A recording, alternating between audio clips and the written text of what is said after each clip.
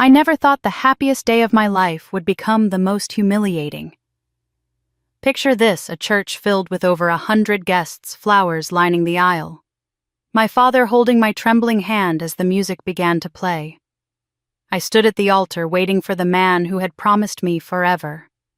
But instead of my fiancé walking toward me, it was my sister. My own sister dressed in white with him on her arm. And then my mother's voice rang out across the pews. He chose strength over weakness. He chose her.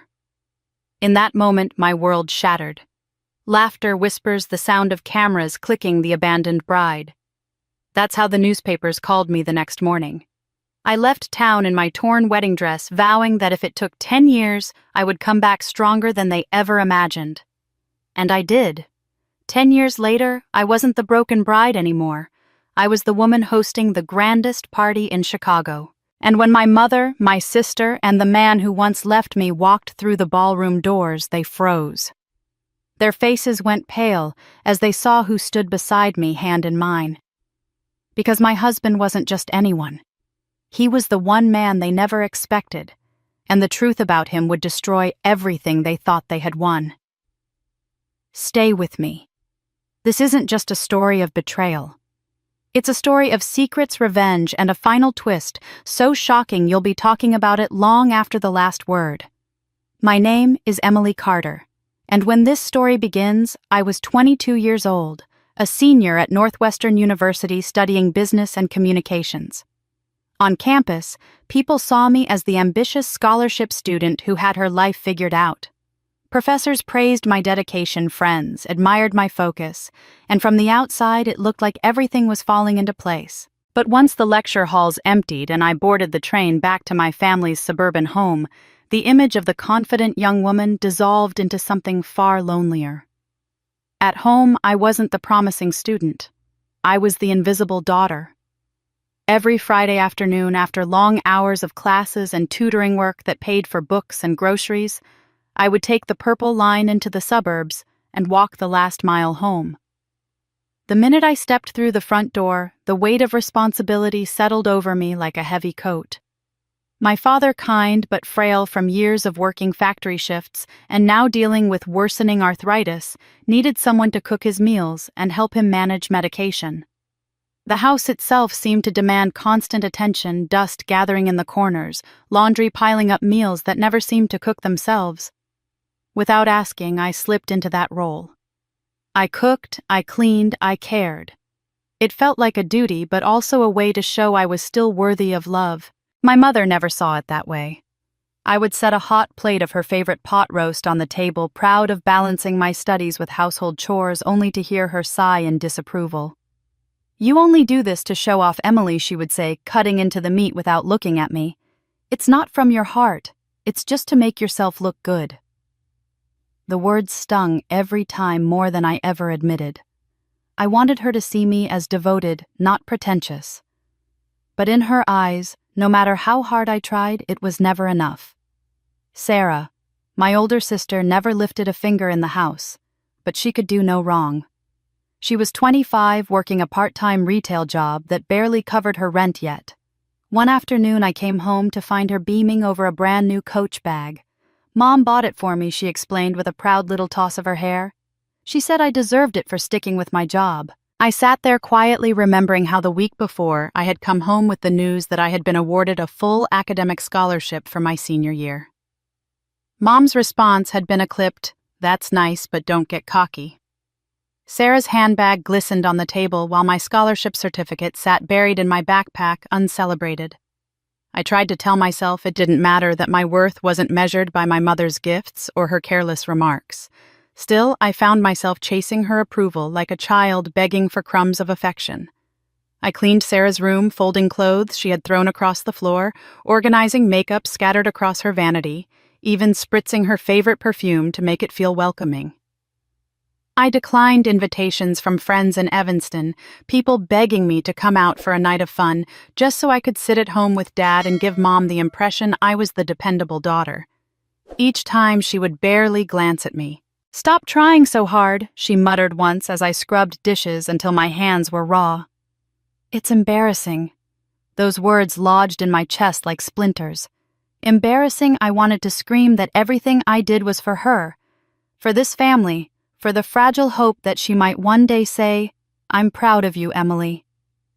But instead, I bit my tongue, forcing myself to smile through the hurt. After all, maybe if I stayed patient and kept proving myself, she would finally see. Maybe if I was perfect enough, her eyes would soften just once. Sarah, meanwhile, basked in every drop of attention.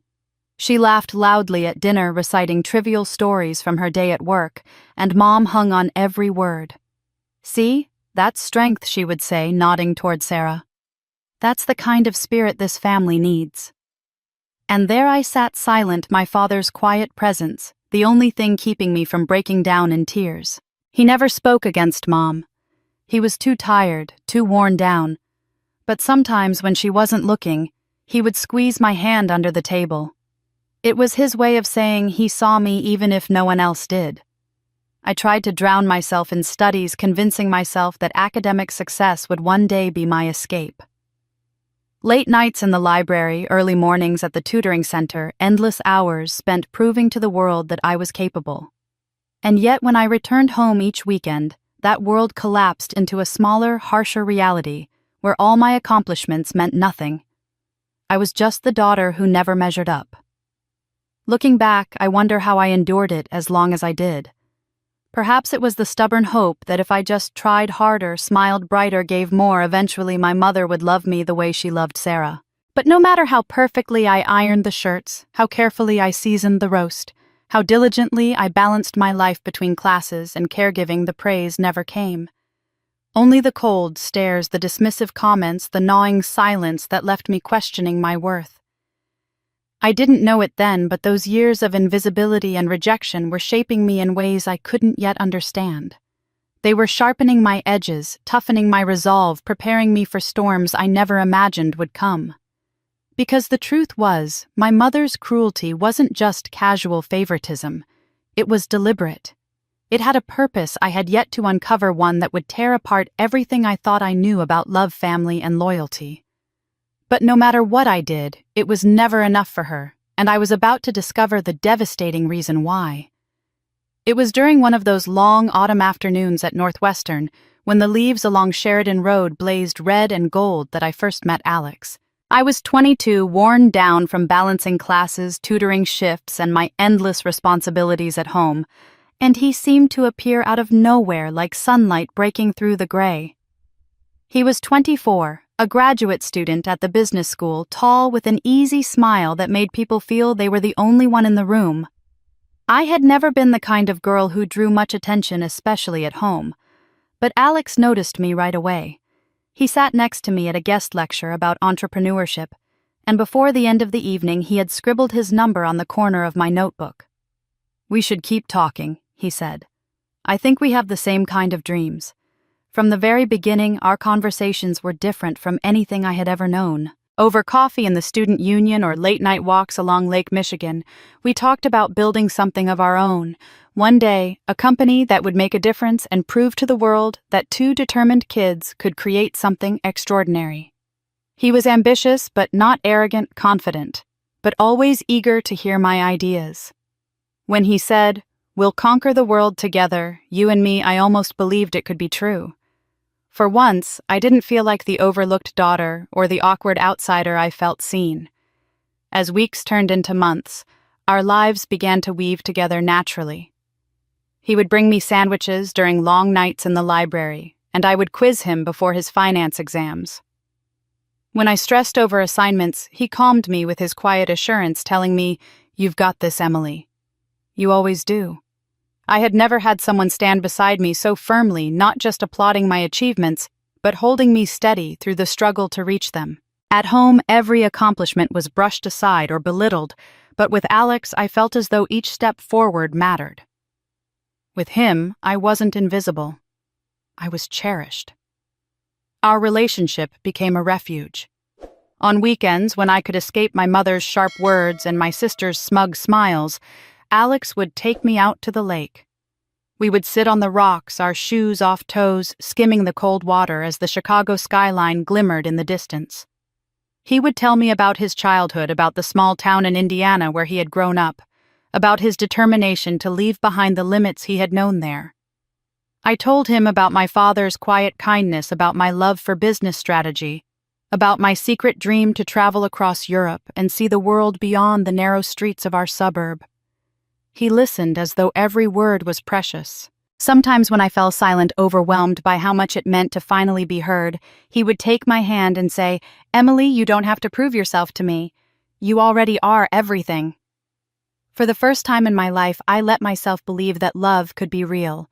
I no longer dreamed only of grades and survival. I dreamed of a future with Alex.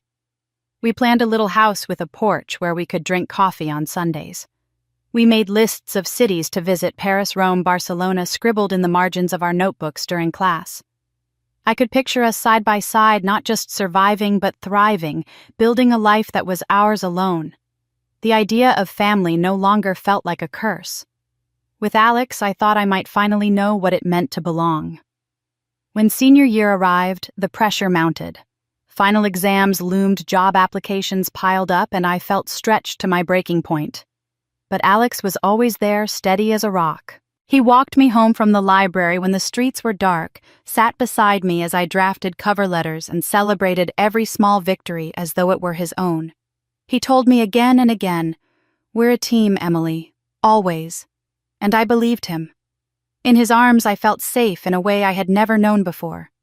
All the bitterness from my mother's dismissals, all the loneliness of being the forgotten daughter, seemed to fade in the warmth of his love. Then came the night he surprised me. It was late spring, the air sweet with lilacs, and he asked me to meet him at our spot by the lake. When I arrived, he was standing there nervously, hands fidgeting in his jacket pocket. We talked for a few minutes, the way we always did, about finals and plans for the summer, and then he pulled out a small velvet box. Inside was a simple silver ring, nothing extravagant, but it gleamed in the moonlight. "Emily," he said, his voice shaking, "I don't want to wait for life to happen to us. I want us to build it together. Will you marry me?" My breath caught tears, pricked my eyes, and I nodded before the words could even form. In that moment, every hurt, every dismissal, every lonely night at home seemed worth it, because here was someone who chose me, who loved me enough to want forever. We spent that night planning in broad strokes how after graduation we would have a modest church wedding, nothing flashy, just family and close friends. How we would start our life together, maybe in a small apartment near the city, scraping by at first, but happy because we had each other. For the first time, the future didn't terrify me. It exhilarated me. I clung to those plans like a lifeline. Each exam I passed, each job interview I prepared for, felt like a step toward the life I had dreamed of with him. I told myself that finally, I had escaped the shadow of my mother's cold eyes and my sister's smirks. I wasn't just the invisible daughter anymore. I was a woman who was loved, chosen, cherished. He would look at me sometimes, his eyes soft, and whisper, "You're my everything, Emily. You always will be." Those words wrapped around me like armor, shielding me from all the doubts and fears that had haunted me for years. I let myself believe in them, believe in him. He said I was his everything until my mother started whispering in his ear. After Alex slipped the simple ring on my finger and whispered his promises, I thought my life had finally begun to take shape. For the first time, I allowed myself to picture a future that wasn't marked by my mother's cutting remarks, or the way Sarah always seemed to shine brighter in her eyes. We began planning our modest church wedding, trading ideas about flowers and colors late into the night, and I felt a giddy kind of happiness I hadn't known since childhood. But soon the glow of engagement was interrupted by something far darker, something I had never anticipated: my mother's voice carrying through the thin walls of our home like a poison, seeping into everything I thought was safe. One evening I returned home earlier than expected from the library. As I passed the kitchen, I heard her low voice, sharp as a blade. "Alex, you need to think carefully about your future. She's too weak for a strong man like you. Sarah now. Sarah is a better wife and mother. She'll give you the life you deserve." I froze in the hallway, my hand trembling on the wall, unable to believe what I was hearing. My fiancé sat across from her silent, but I could feel the weight of his pause through the air. The humiliation stung even more than the words themselves. To my mother, I was not only unworthy of her love, but also of the man who had chosen me. I wanted to burst in to scream at her for daring to undermine me, but fear chained me to the shadows. I walked away quietly, telling myself that Alex loved me and that he would see through her manipulations. But her poison did not stop there.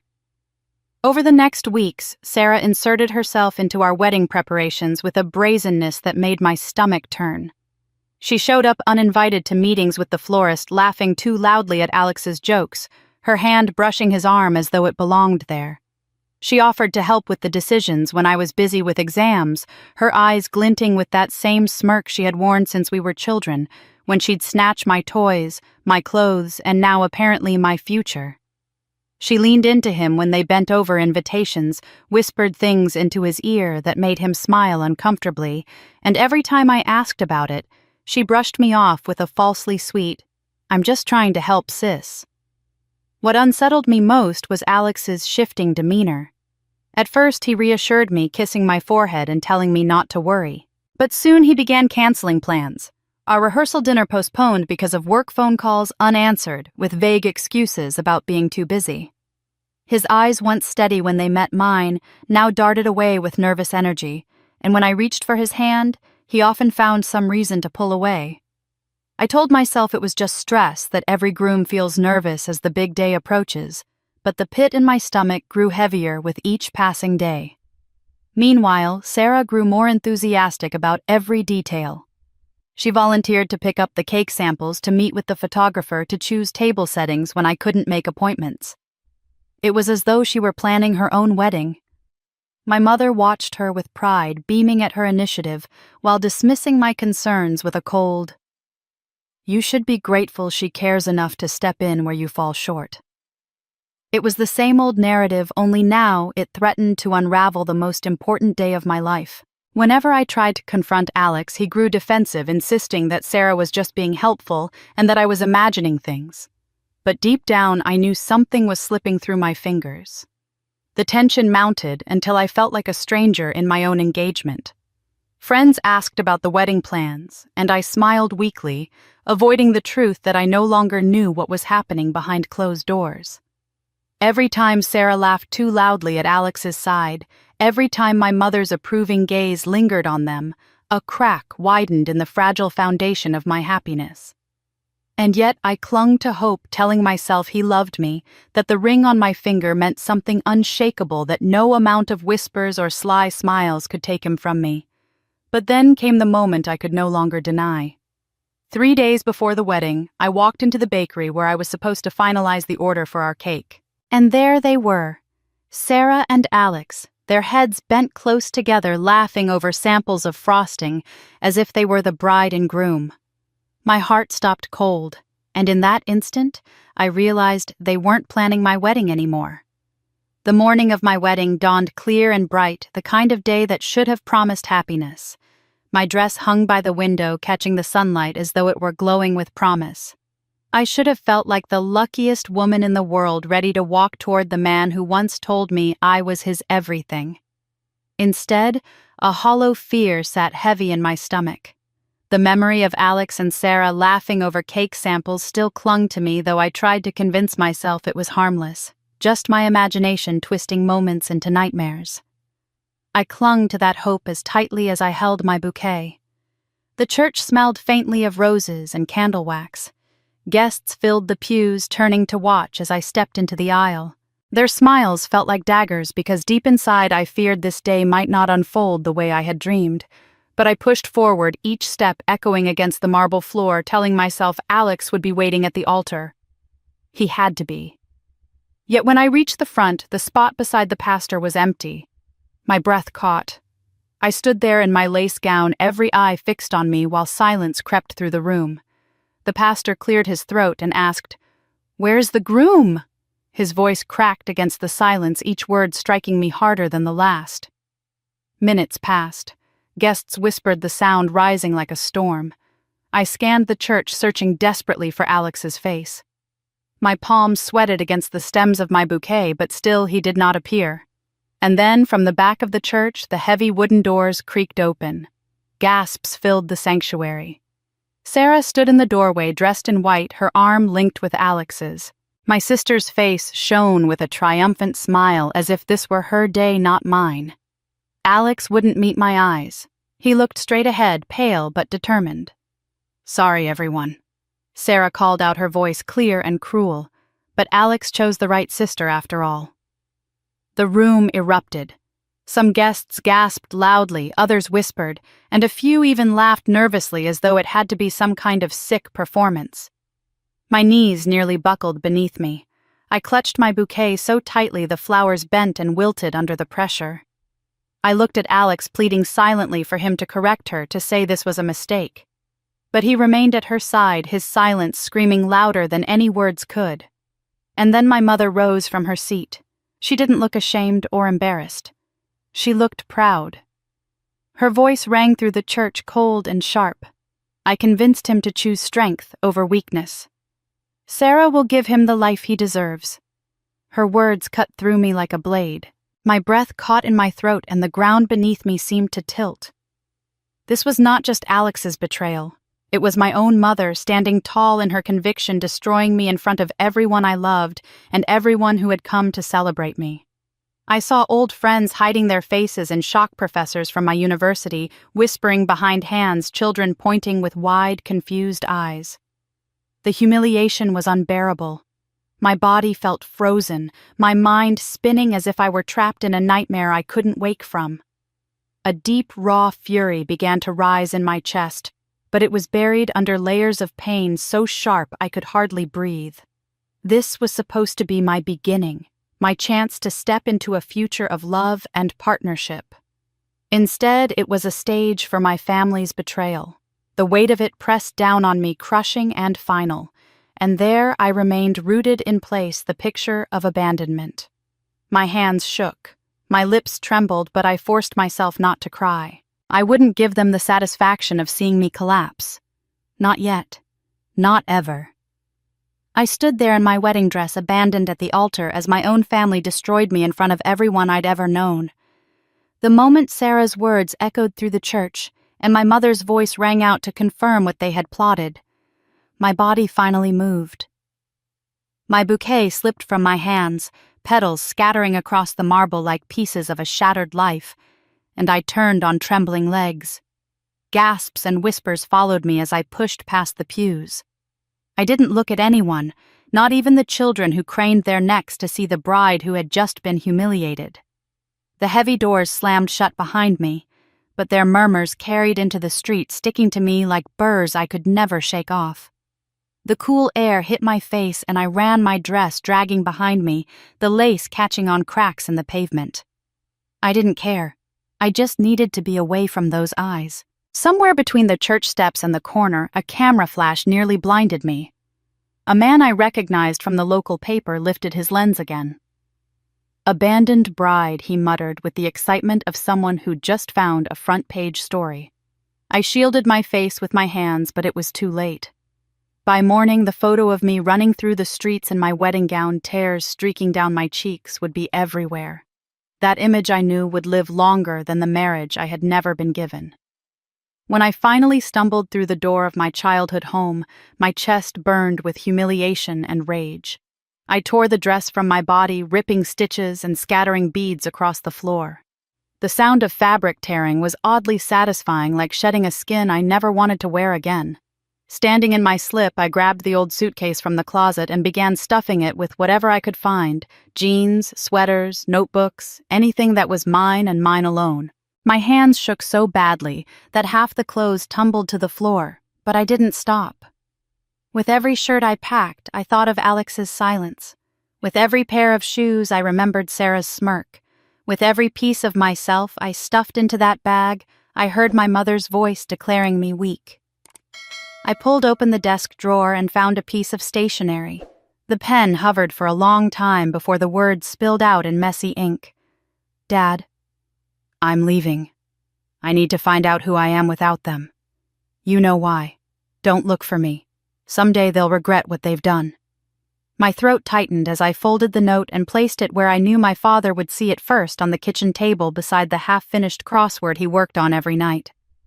For a moment I wanted to run to his room to tell him in person, but I couldn't bear to face the disappointment in his eyes, or worse, the pity.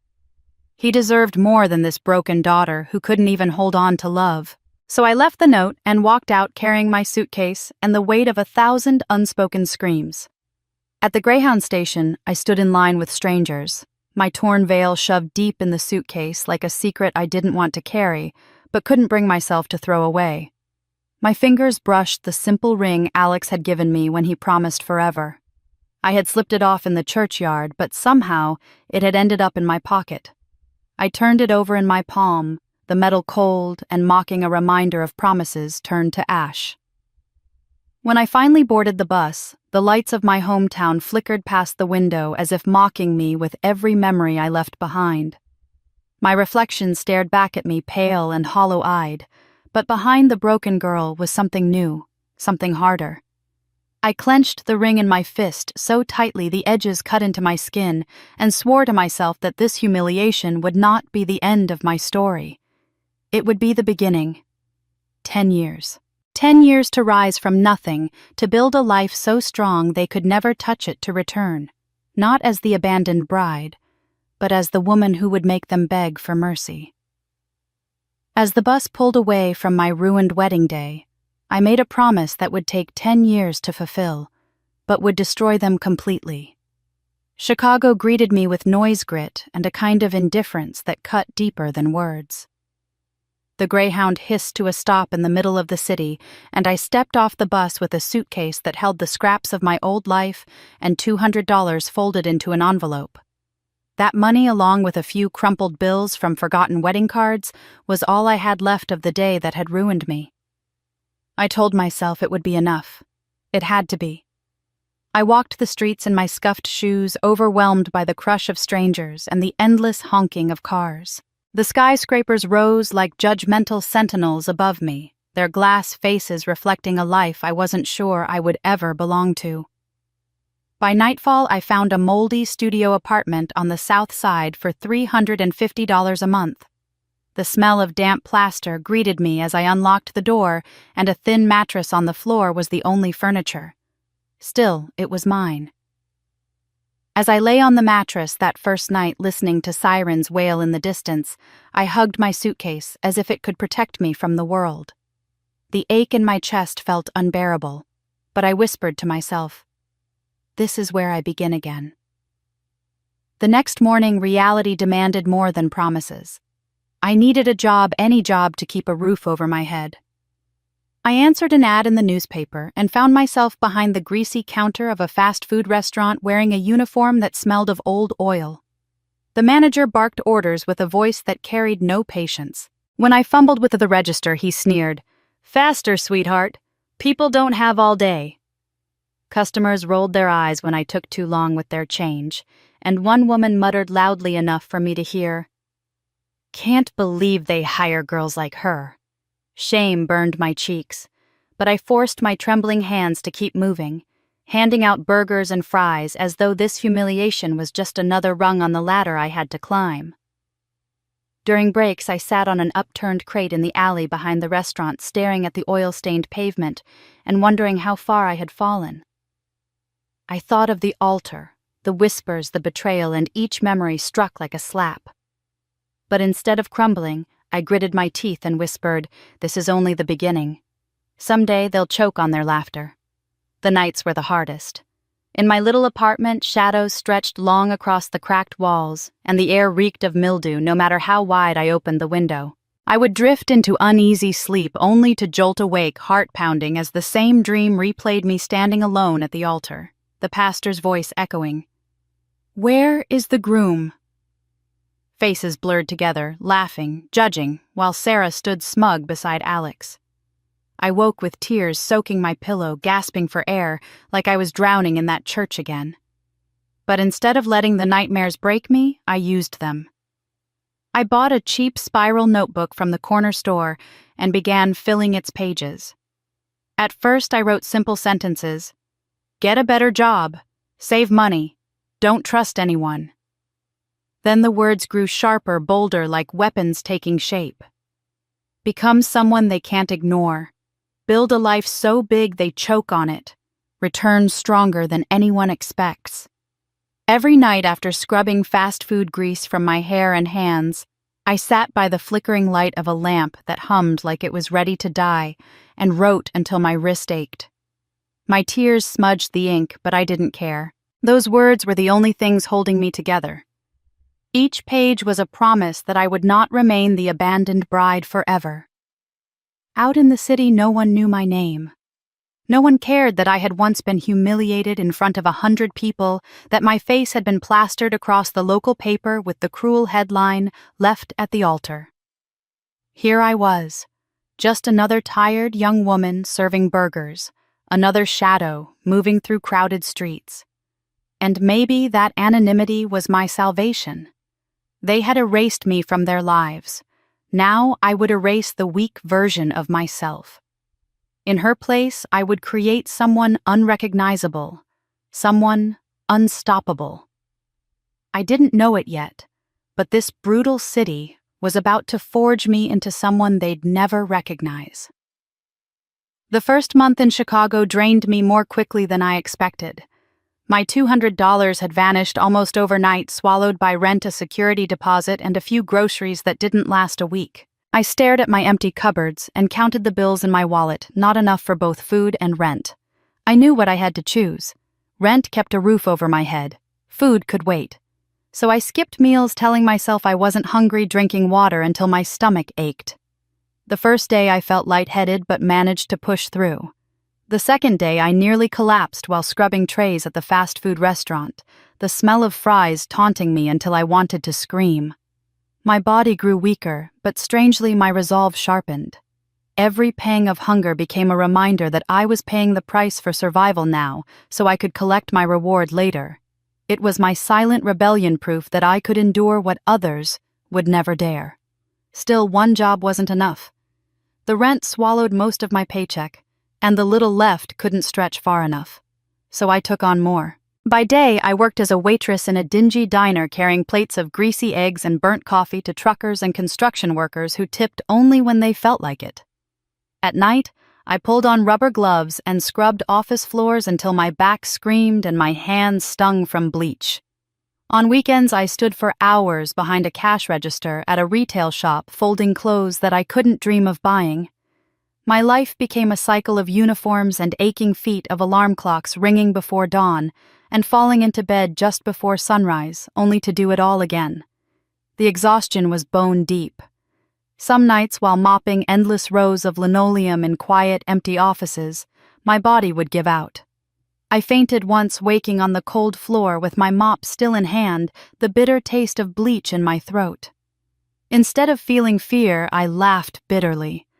If I could collapse and still rise again, then I was stronger than I ever believed. Every hour of pain, I told myself, was an investment. Every blister, every drop of sweat was a down payment on the empire I promised myself I would build. When my body cried for rest, I silenced it with the reminder Sarah had taken Alex.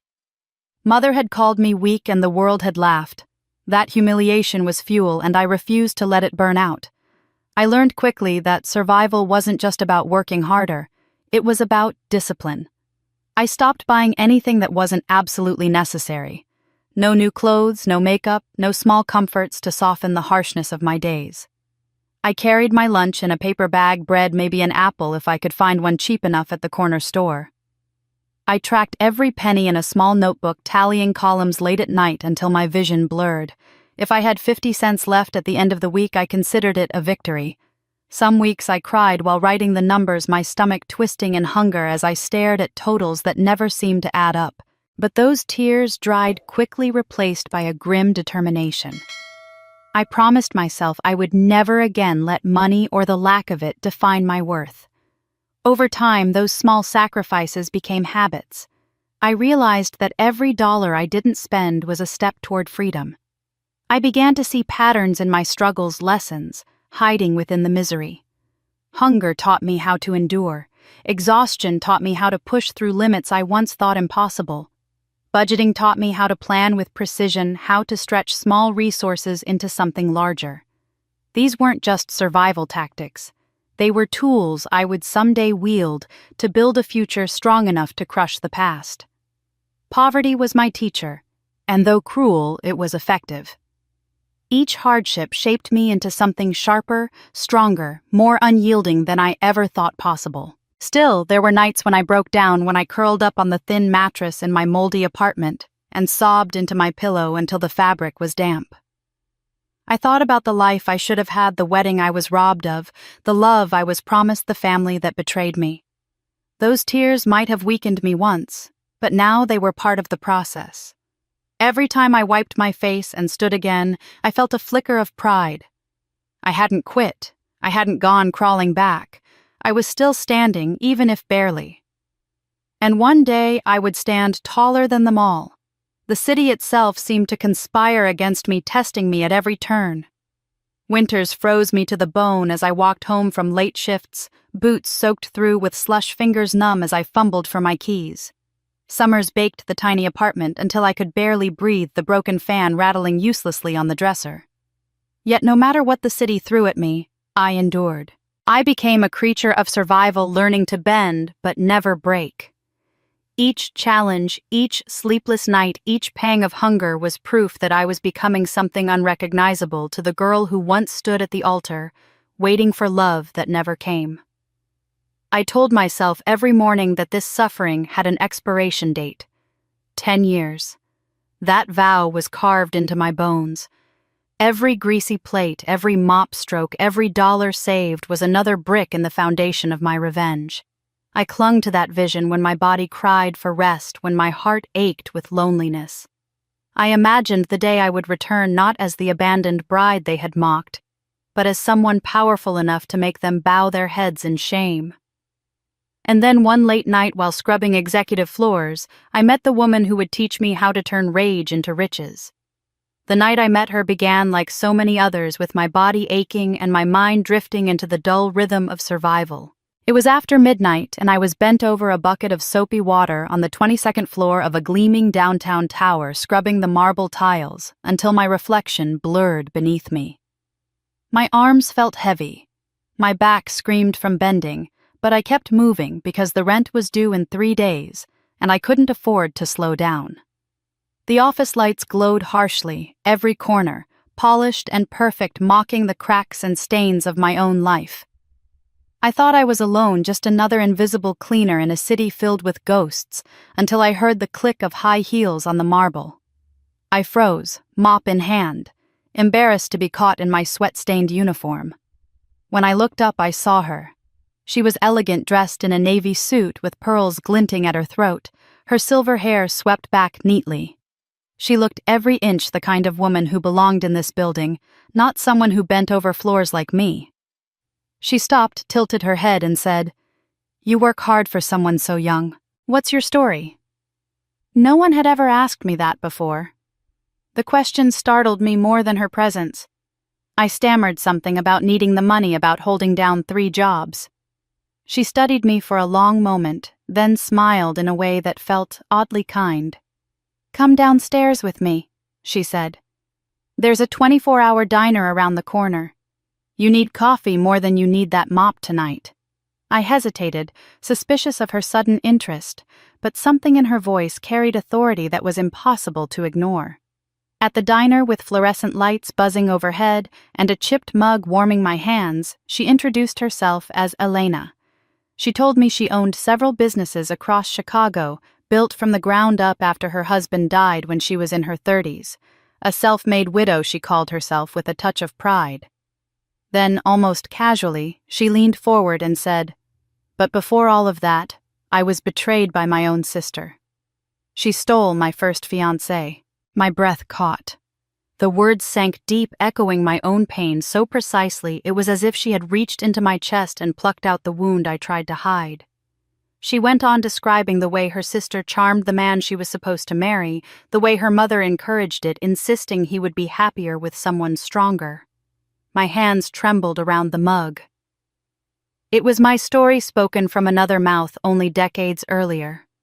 For the first time since my own wedding day disaster, I felt understood. Elena didn't flinch when I told her about Alex, about Sarah, about my mother standing in that church and declaring me weak.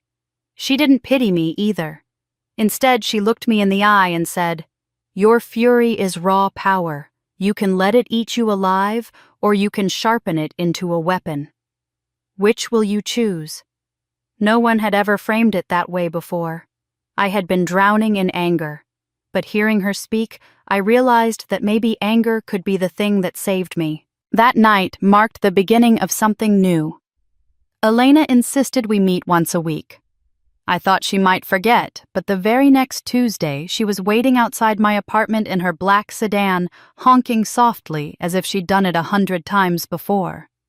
She took me to her office, poured me tea in a porcelain cup that looked too delicate for my rough hands, and began teaching me lessons I had never expected to learn. She explained profit margins and overhead costs, how to read a balance sheet, how to recognize when someone was lying in a contract. At first, the numbers overwhelmed me, but Elena had patience. She broke everything down into small steps, showing me how every business, no matter how large, was built from the same foundation. More than the technical skills, though, she taught me confidence. "You walk into a room as if you belong there," she said one evening when I shrank back during a meeting with one of her managers. "People believe what you project. If you project weakness, they will eat you alive. If you project strength, they will serve you even if you're trembling inside." I began to practice in the mirror, holding my shoulders back, lifting my chin, forcing myself to meet my own gaze. The girl who once ran from a church in tears began to fade, replaced by a woman who stared herself down and refused to blink. Week by week, the lessons grew sharper. Elena told me stories of ruthless negotiations of competitors who tried to crush her and failed, of nights she spent crying but still showed up the next morning ready to fight. She didn't sugarcoat anything. "Business is war," she said. "You win or you die. But sometimes, victory is simply refusing to quit." Something in me responded to that truth. I felt the predator instincts, awakening instincts I had never allowed myself to acknowledge because I had been taught to stay small, to accept scraps of approval while others feasted. With Elena's guidance, I began to imagine more than survival. I began to imagine power. I started small, practicing the budgeting skills I had learned out of desperation, but this time with a strategy. I set goals, tracked progress, and found ways to save even more. Elena praised my discipline, telling me it was the foundation of every empire. For the first time, I saw myself not as a victim of betrayal, but as someone sharpening her claws, preparing for the day she would strike back. The nights of hunger and exhaustion had hardened me. Elena's mentorship was now shaping me, giving me direction. I left her office after each session with my heart pounding and my mind blazing with possibilities. The world that had once chewed me up suddenly looked like prey. My past had stripped me bare, but Elena was teaching me how to use that naked pain as armor, as fuel, as a weapon. Her words didn't just inspire me, they taught me that the best revenge is building an empire they can never touch. When Elena handed me that first $500, it felt like someone had given me the key to a door I'd been pounding on for years. It wasn't much, but in my world it was a fortune. Every cent mattered, every dollar carried the weight of both hope and risk. I told myself I would make it stretch into something real, something bigger than the crumbling apartment I slept in, or the fast food grease that clung to my hair after night shifts. I had no illusions about how hard it would be, but I carried Elena's words in my chest like armor. "Your fury is raw power. Use it." I decided I would use that fury to build. My first step was small but daring, an event planning service. I figured who better than someone like me who had spent years observing every detail of other people's celebrations while serving from the sidelines to know what could make an event memorable. I designed a flyer on an ancient computer at the public library, printed 20 copies, and walked the city streets in the biting cold, slipping them under coffee shop bulletin boards, laundromat corkboards, and church community boards. To my surprise, within a week, a young couple called me. They wanted help planning their engagement party, something simple but elegant. My heart soared. Finally, a real chance. I threw myself into the job with every ounce of energy I had, convincing myself that if I could make this work, word of mouth would spread, and I would never have to scrub office floors again. The couple trusted me enough to hand over a deposit, and I felt so proud walking into the florist shop with cash in hand. The supplier was a man in his 50s, friendly enough, promising to deliver the arrangements on the day of the party. I shook his hand, believing I'd taken my first step into professional respectability. But when the day came, no flowers arrived. I called the number he'd given me disconnected. I ran to the shop only to find the door locked and a handwritten "For Rent" sign taped to the window. My stomach dropped, the blood rushing to my ears until I could barely hear my own thoughts. I had been conned. I had to show up to the engagement party empty-handed, face the couple, and explain. Their disappointment cut deeper than any knife. The party was salvaged with last-minute decorations, but I could see the bride-to-be's tight smile, her eyes flicking to me with judgment. I left the event with humiliation pressing down on me, heavier than the mop bucket I used to push around. I cried that night until my chest hurt, but I learned something I would never forget. Trust had to be earned, contracts had to be written, and optimism could be the sharpest blade turned against you. Elena didn't scold me. Instead, she said, "Good. Better to be burned for 500 than 5 million. Now you know the stakes." She made me sit down and draft a mock contract right there in her kitchen, teaching me how to spell out terms that couldn't be twisted. Failure, she reminded me, was tuition for the education the world wasn't generous enough to give for free. Her words steadied me, but I still felt hollow. The world was bigger and harsher than I'd realized, and I wasn't sure how many more times I could scrape myself off the pavement. One evening, not long after that disaster, I was back at my restaurant shift. It was late, the dinner rush had thinned, and I was wiping down tables when I heard a voice say my name in disbelief. I turned rag, still in hand, and saw Jennifer. My Jennifer from college. From the days when life still felt like a map of possibilities instead of a battlefield. She looked almost the same, though sharper around the edges, her business attire tailored and sleek, her hair perfectly blown out. "Oh my God, Emily, is it really you?" she said, her eyes wide. For a second, shame washed over me. I wanted to disappear into the sticky floor to hide my grease-stained apron and the exhaustion in my eyes. But Jennifer rushed to hug me, holding me like no time had passed. She insisted on sitting in my section, and as I served her a plate of pasta, she asked everything where I'd been, what had happened. I told her bits and pieces, careful not to spill the full humiliation of my wedding day, but she saw enough in my eyes to know it hadn't been easy. When I mentioned trying to start an event business, her face lit up. "That's perfect for you," she said. "You were always the organized one. I still remember how you basically ran our student gala while the rest of us floundered."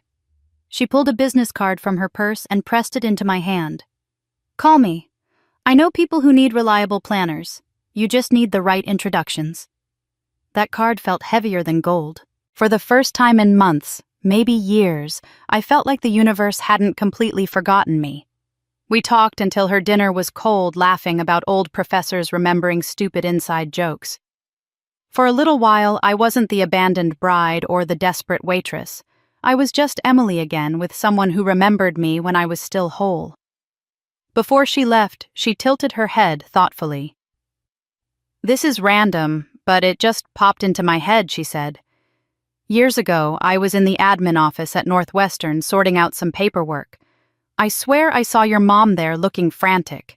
She was asking all these questions about your student records, even your birth certificate. It seemed odd at the time, but I didn't think much of it." She shrugged. "I only remembered because, well, I always thought your mom treated you kind of strangely." Her words sent a chill through me. my mother at the university, my records, my birth certificate. I opened my mouth, but no words came. Jennifer just smiled and squeezed my arm before walking out into the night heels, clicking confidently against the tile. I stood there with her card clutched in my hand, torn between gratitude and unease. She said my mother had been asking questions about my birth certificate, but I was too focused on survival to understand what that meant. The weeks after Jennifer's unexpected visit blurred together in a mix of exhaustion and hope. She had left me with a business card and a promise that she knew people who needed someone dependable, someone who could make things happen even on a tight budget. I almost didn't call her, afraid that I'd embarrass myself or fail again, but one night after wiping down tables in the diner until my back screamed, I pulled that card out of my pocket and dialed. Jennifer answered as though she had been waiting for me. Within minutes, she was telling me about a family she worked with who hosted charity galas every year and had been frustrated by a string of unreliable event planners. "Emily, this could be your shot," she said, her voice warm and certain, as though she could already see me succeeding where I only saw risk. I barely slept the night before the meeting. My entire future seemed to rest on whether or not I could convince this family to take a chance on me, a woman with no real business, just a dream, a binder full of notes, and the conviction that I would not fail again. I borrowed a blazer from a coworker at the diner, pressed it with an old iron until the sleeves looked presentable, and rehearsed my pitch on the bus ride over. My hands shook as I waited in the marble lobby of their downtown building, surrounded by people in tailored suits who looked as though they belonged there in a way I did not. But when the family's representative finally walked in, I forced myself to smile and introduced myself as confidently as I could. The meeting was grueling, filled with skeptical questions about budget management and vendor contracts. But somewhere in the middle, something shifted. I explained how I could pull together resources others overlooked, how my own struggles had taught me to stretch every dollar without sacrificing quality, and I saw the man's expression change from doubt to cautious interest. By the time we shook hands, he said, "Let's see what you can do with this year's gala." It wasn't a promise of success, but it was an opening, and to me, it felt like the world had tilted in my favor for the first time in years. Those next weeks were some of the hardest of my life.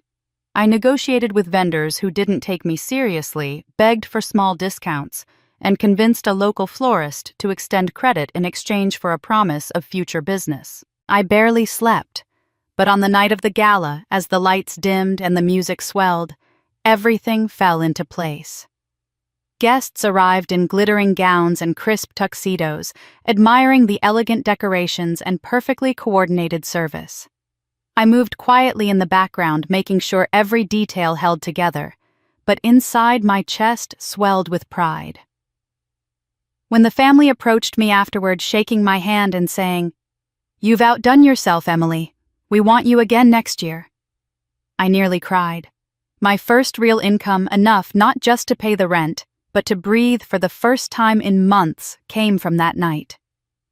With the payment from the gala, I made my first bold decision. I placed an ad for part-time help, not because I could truly afford it yet, but because I knew I couldn't grow alone.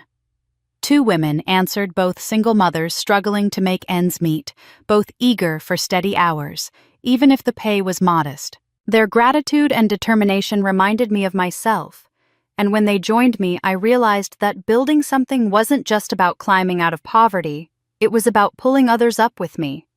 Together we operated out of a cramped office space I rented above a laundromat, but to me it might as well have been a corner suite overlooking the Chicago River. Word spread quickly. The gala had given me credibility, and soon small corporate events, birthdays, and fundraisers began trickling in. Clients admired the professionalism of my little team, the way we handled setbacks with calm and creativity.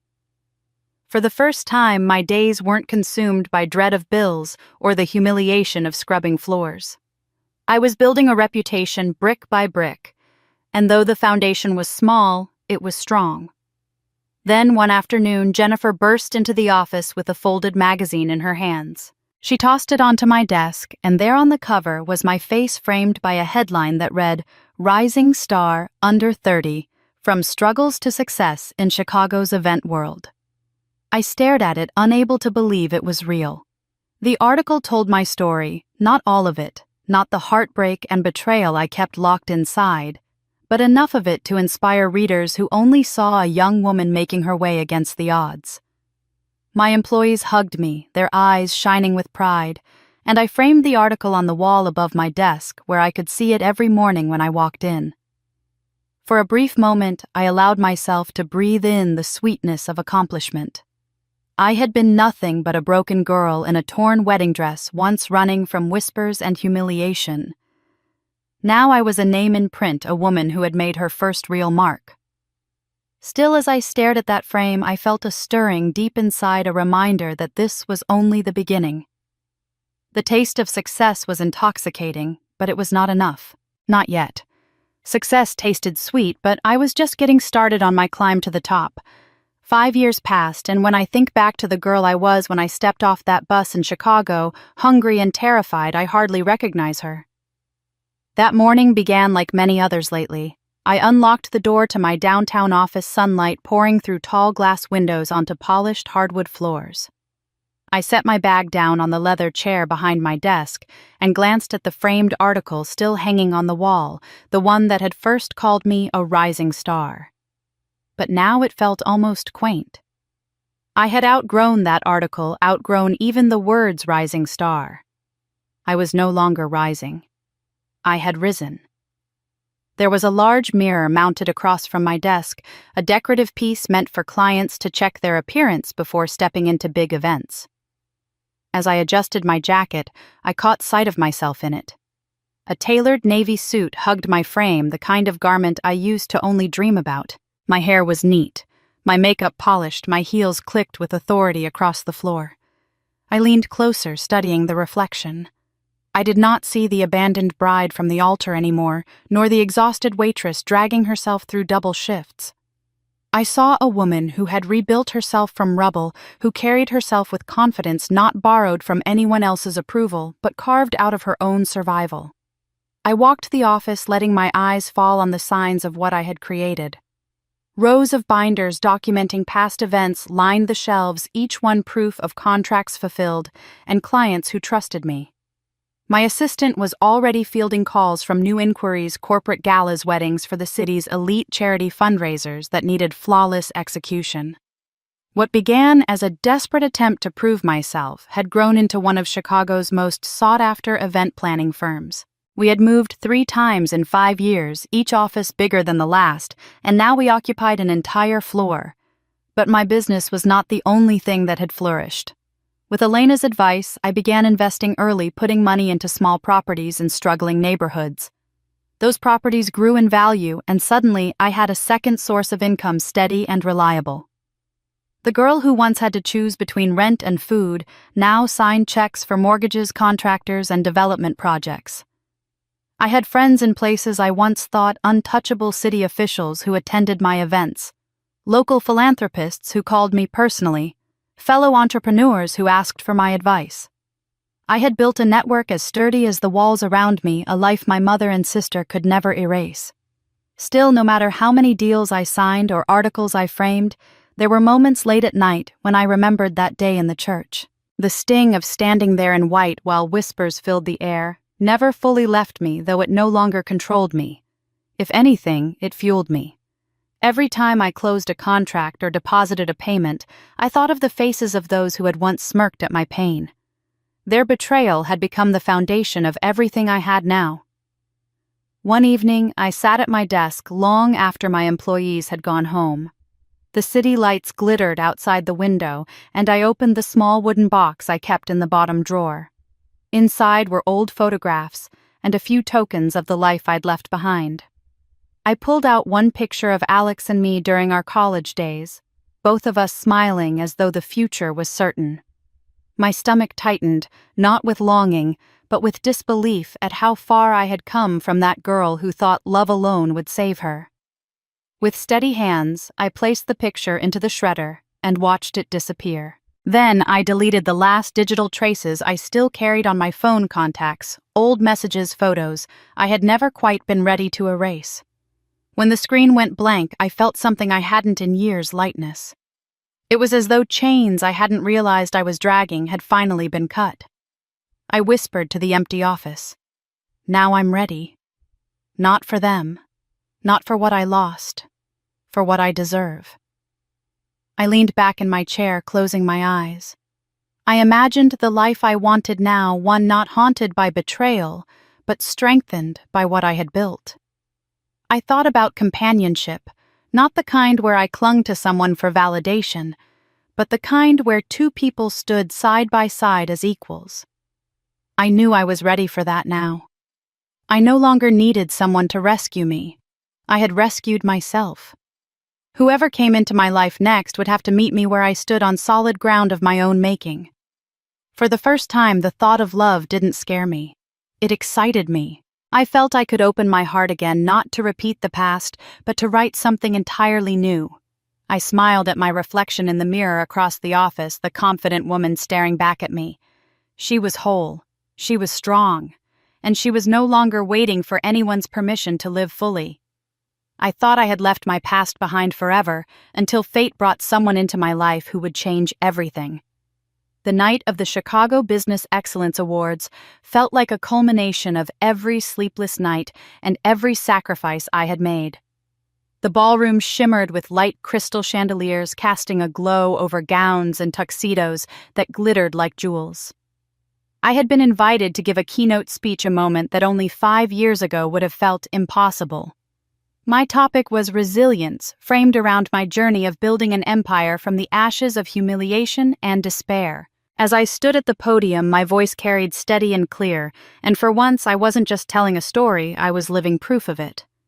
When the applause filled the room at the end of my speech, I felt the kind of validation I used to dream of, but never dared believe was real.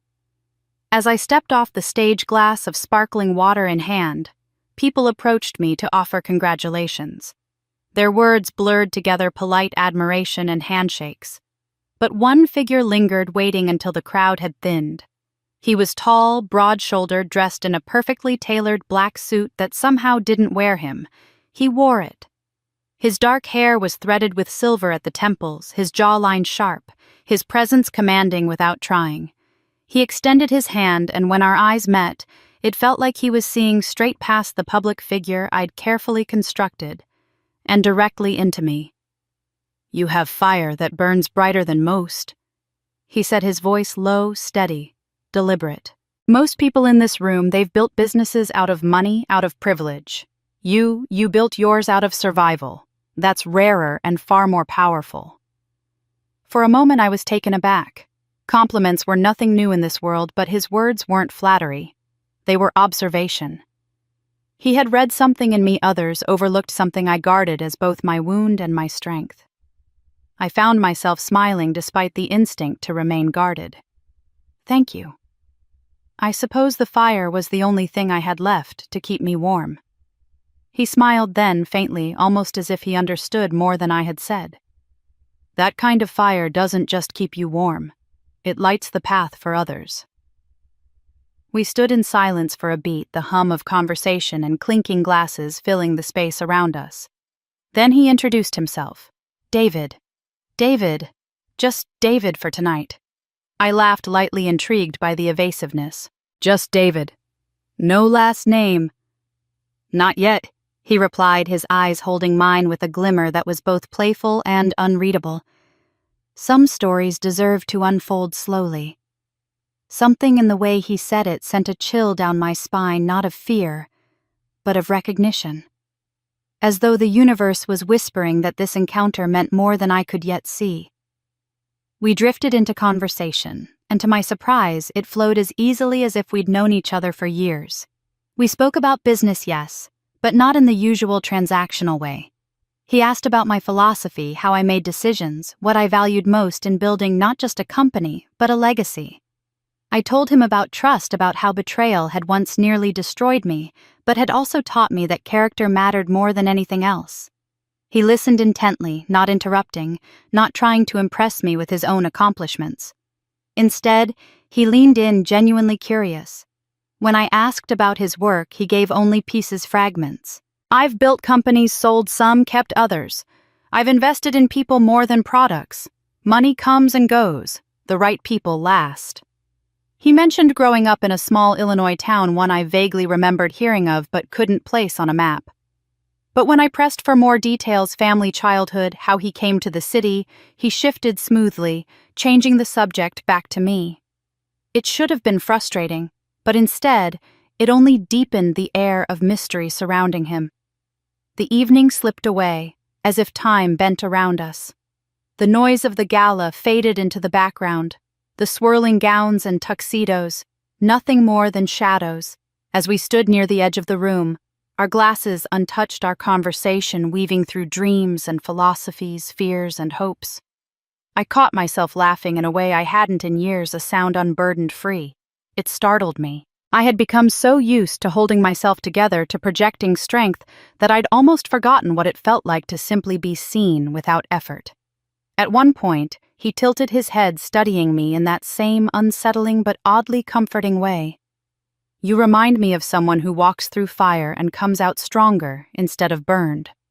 I swallowed the words, landing in the tender space of memory where the ashes of my wedding day still lingered. "I suppose I had no other choice," I said softly. "There's always a choice." He countered, his gaze steady. "You chose not to let it define you. That's what makes you extraordinary." Extraordinary, not broken, not abandoned, not a victim.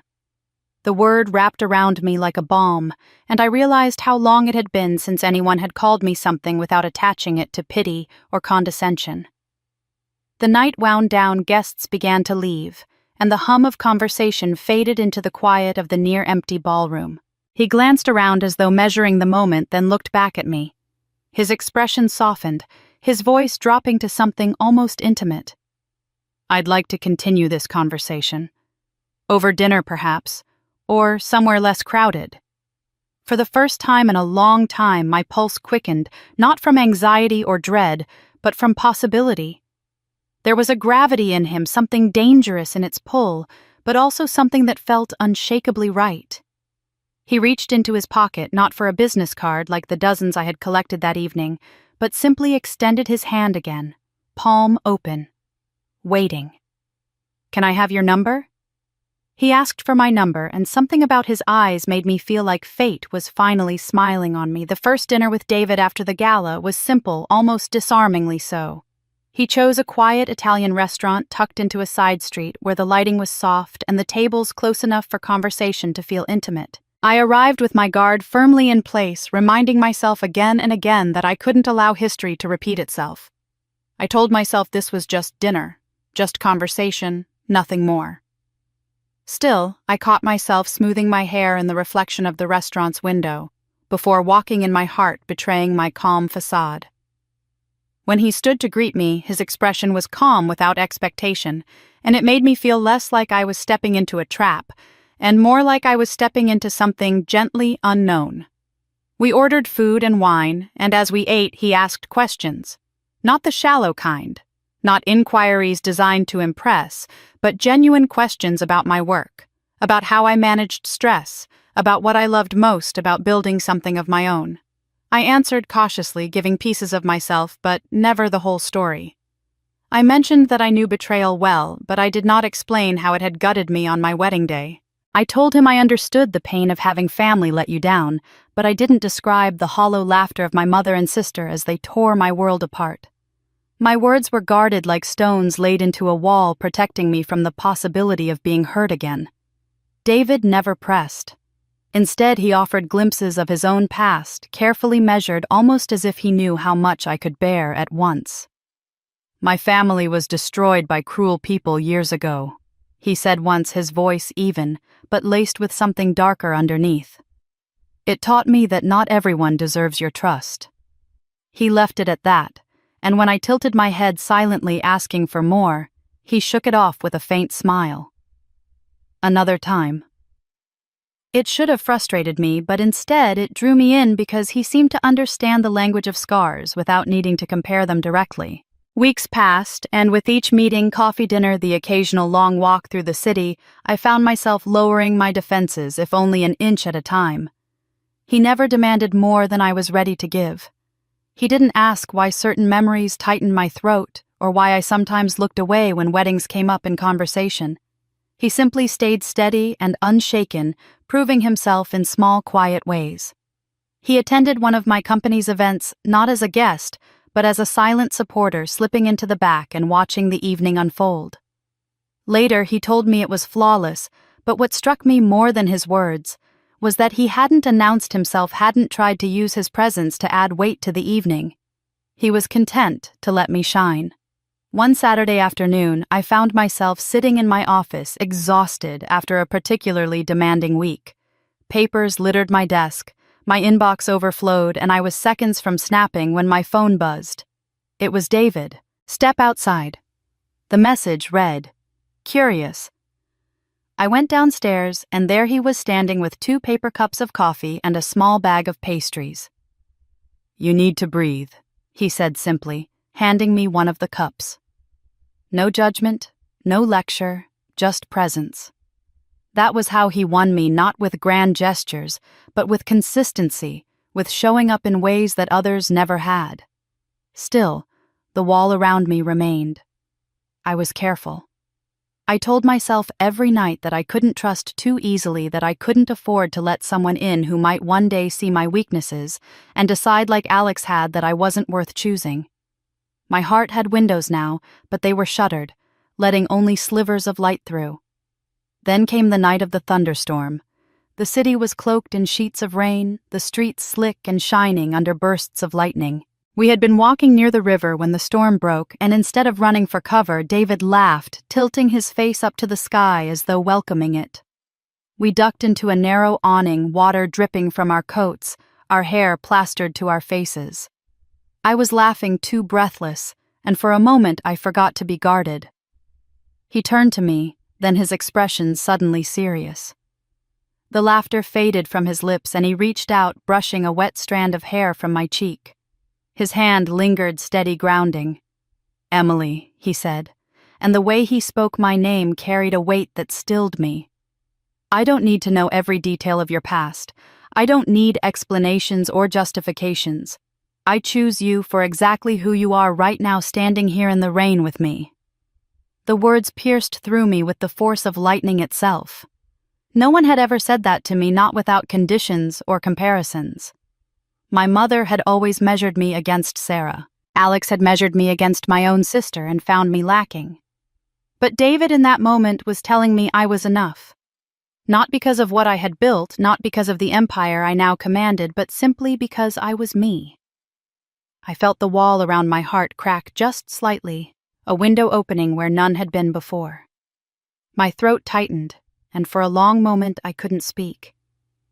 The rain poured around us, but inside that narrow awning I felt something shift, something fragile but undeniable. His words broke through walls I'd built around my heart, but I had no idea how deeply our pasts were already intertwined. After that night in the storm, something shifted between David and me. It wasn't dramatic. No fireworks or sudden declarations, but a steady opening of doors I had kept locked for too long. Where I once hesitated, I began to lean. Where I once doubted, I began to trust. That trust first showed itself not in candlelit dinners or whispered confessions, but in the boardroom surrounded by contracts and spreadsheets. My company had grown steadily over the years, but I had always played it safe, wary of extending too far. David saw beyond my caution. One evening, while reviewing proposals in my office, he leaned back in his chair and said, "You've built the bones of an empire. Now it's time to flesh it out." I laughed nervously, admitting my reluctance to take on large investments. He didn't dismiss my fears or brush them aside. Instead, he asked me to show him the numbers, to walk him through my plans.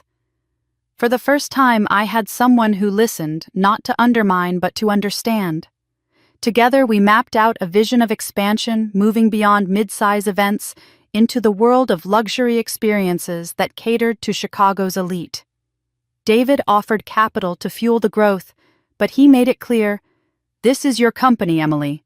I'm not here to take control. I'm here to back the best mind I've ever seen." The first time he attended a meeting with my potential investors, I braced myself for the old pattern, the expectation that a man's voice would overshadow mine. But as soon as one of the investors directed a question at him, David smiled and gestured toward me. "She's the visionary here. I'm just lucky to support her." His words disarmed the room. All eyes turned to me not with condescension, but with respect. For a moment I couldn't breathe. I had spent so much of my life being spoken over, dismissed, or replaced that I almost didn't know how to stand in the center of the stage. But David's unwavering gaze grounded me, and I found myself speaking with confidence I didn't realize I had been waiting to use. By the end of that meeting, not only had the investors agreed to back the expansion, but they also approached me afterward praising my clarity and vision. I walked out of that room taller than I had walked in, not because David gave me power, but because he had cleared space for me to claim it myself. As months passed, our business and our relationship grew in tandem. There were late nights when we pored over floor plans, choosing the location for a new flagship office. There were mornings when we shared coffee while reviewing vendor contracts, my notes scribbled in the margins while his neat handwriting filled the spaces I'd missed. We debated sometimes passionately over details, whether to invest in in-house catering or continue outsourcing, whether to prioritize expansion in Chicago or look toward the coasts. But unlike past arguments in my life, these discussions never left me feeling small. With David, disagreement was collaboration. He respected my instincts, and when I was wrong, he corrected me gently with evidence and patience rather than mockery or dismissal. It was the kind of partnership I had once thought existed only in stories. One weekend, after months of back-to-back events and endless work, David suggested we escape the city. He drove us north to Wisconsin, where the air smelled of pine and the lake stretched wide and calm. We stayed in a cozy lodge, its walls lined with old photographs of fishermen and families long gone. The pace was slower there, and for the first time in years, I let myself relax. We spent mornings walking wooded trails, afternoons sitting by the water, and evenings in front of a crackling fire. I remember one night in particular. We had burned a tray of marshmallows, spectacularly turning them into blackened lumps that neither of us dared taste. I laughed so hard my sides hurt, and David leaned back, watching me with an expression so warm, so unguarded, that it silenced my laughter into a quiet smile. "This," he said softly, "is what it should feel like." We talked long into the night about dreams not tied to profit margins or event calendars. He told me about wanting a home filled with laughter where no one feared walking through the door. I admitted that for so long I had wanted success only to prove myself to silence the voices that told me I wasn't enough. But sitting there, I realized success had given me something more precious: the chance to choose a partner who valued me as an equal. In the flicker of firelight, I saw not just the man who had helped me expand my business, but the man who had anchored me, who had shown me that strength didn't have to mean standing alone. When we returned to Chicago, the world felt sharper, brighter. Investors respected me not just because I was competent, but because David made sure they saw me as the leader. My employees worked harder, inspired by the culture we were building together, one rooted in fairness, ambition, and trust. Every corner of my life felt transformed. The broken bride who had fled in humiliation was gone, replaced by a woman who not only commanded respect, but had someone beside her who celebrated her victories as much as she celebrated her own. It wasn't just love I'd found my partner in building the life I'd always dreamed of. The first time David hinted at proposing it wasn't with words, but with the way he looked at me. We had been walking along Lake Michigan, the same stretch of water where Alex once whispered promises that turned to ash in my hands. But with David, the air felt different, steady, unshakable. His hand was warm around mine, and the silence between us wasn't empty. It was full of something I could only describe as peace. When he finally stopped and turned to face me, the lake shimmering gold with the setting sun behind him, I felt my breath catch. He didn't kneel, not at first. He just held both of my hands in his and said in a voice steady and sure, "You're my future, my peace, the reason I believe in tomorrow again." Then he pulled a small velvet box from his pocket and opened it. Inside lay a vintage ring, delicate and timeless, with a round diamond set in an intricate band of white gold. "This belonged to my grandmother," he said softly, his voice trembling for the first time. She believed in love that could survive wars, betrayals, and even death. I want you to wear it, because I know you and I are meant to survive everything together. I felt my knees weaken and tears burned hot in my eyes. I thought of the ring Alex had given me, a plain, forgettable thing that had meant nothing in the end. This ring was different. It carried history, strength, endurance. It carried a promise that went deeper than words. My yes came out as a whisper, but David heard it as clearly as if I had shouted it across the water. He slid the ring onto my finger, and for the first time since the day I stood humiliated at an altar, I felt chosen not because I was the convenient option, but because I was his only option. Our wedding day was nothing like the grand, chaotic ceremony my mother once tried to orchestrate for me. This time, I chose every detail, not for appearances, not for approval, but for meaning. We were married in a botanical garden in Chicago, a hidden jewel that bloomed with wild roses, peonies, and ivy, climbing ancient stone walls. The guest list was small, just a circle of true friends, a handful of business partners who had become like family, and of course, Elena. She walked me down the aisle, her arms strong and steady, and for the first time in my life, I felt like I had a mother's blessing. She whispered, "You deserve every ounce of this happiness," before placing my hand in David's. I wore a simple gown silk that flowed like water, elegant without extravagance. No lace trains designed to impress, no glittering embellishments meant for gossip magazines. Just me, stripped of everything false, walking toward the man who saw me clearly and still wanted me. When I reached him, David's eyes were wet, though he tried to smile. He didn't see a bride haunted by the shadows of her past. He saw me the woman who had rebuilt herself from nothing, who had stood back up after being shattered. The vows we spoke were not polished poetry or borrowed lines. They were raw, unguarded promises. I told him, "You are my proof that love can heal what was broken. I will walk beside you not just in joy, but in every storm." He replied, "You are the one I searched for when I didn't know I was searching. I vow to honor the fire in you, never to smother it." When we kissed, the applause around us faded.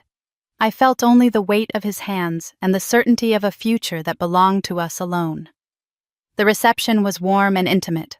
We dined under strings of lights woven through the trees, laughter and music echoing through the garden. Elena gave a speech that had everyone wiping their eyes, saying she had watched me rise from ashes, and that this marriage was the proof that justice sometimes comes in the form of happiness. It felt like healing, like rewriting the ending to a story that had once ruined me. Yet, as perfect as it seemed, life has a way of sneaking shadows into the brightest days. During the reception, as I stood near the bar greeting guests, one of David's old college friends approached with a wide grin. He clapped David on the back and said, "Never thought I'd see the day you came back to Illinois after what happened to your family. Guess true love changes everything, huh?" My smile froze. I turned to David, waiting for him to respond, but he laughed lightly and changed the subject with practiced ease. "We're just happy to celebrate tonight," he said, steering the conversation toward the music. The friend didn't notice my unease, but I did. It was the first time David's past had brushed against mine in public, the first time I felt a door close just as I tried to peek inside.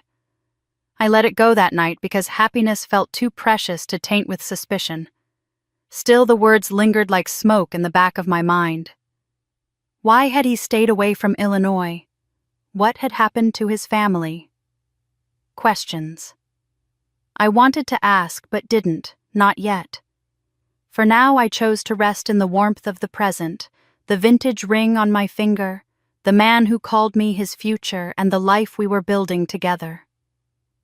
I didn't know then that beneath the joy of that evening, the past was already winding its way toward us, weaving connections I had yet to discover.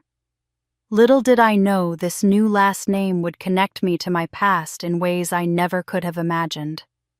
The birth of my son felt like the closing of one chapter and the radiant beginning of another. When I held him for the first time, his tiny fist wrapped around my finger, I felt a sense of completeness I had never known before. We named him James after my father, the one person who had quietly loved me through all the storms of my youth, even when he didn't have the courage to fight against my mother. Giving my son that name was my way of reclaiming something that had been bruised in me for so long, a reminder that love, when genuine, deserved to be carried forward.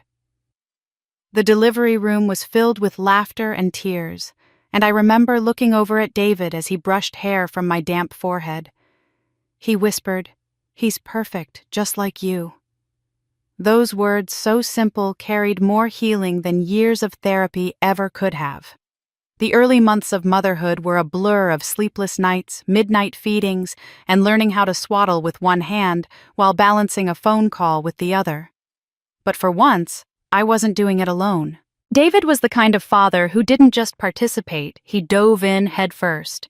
He learned how to soothe James with a steady rhythm of gentle rocking, how to prepare bottles at 3 a.m, how to change diapers with the precision of someone tackling a business deal.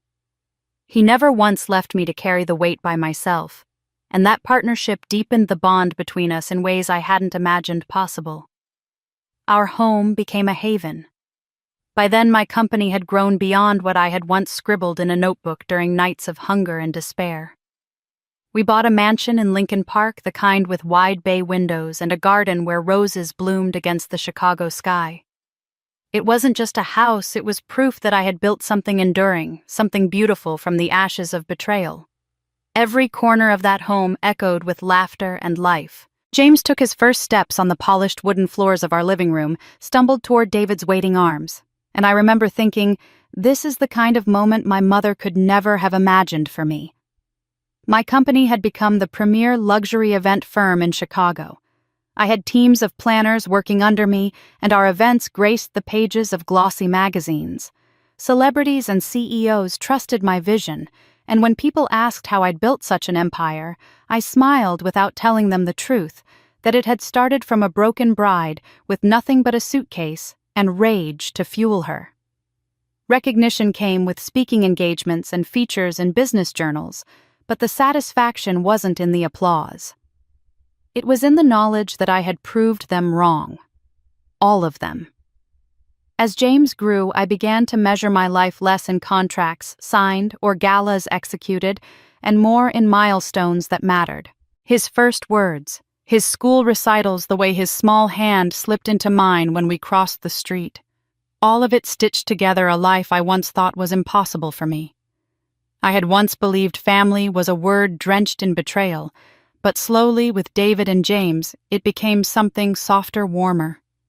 There were Sunday mornings filled with pancakes and sticky fingers, evenings by the fireplace with David's arm around me and James curled in my lap, and quiet moments where I realized I had become the woman I was always meant to be.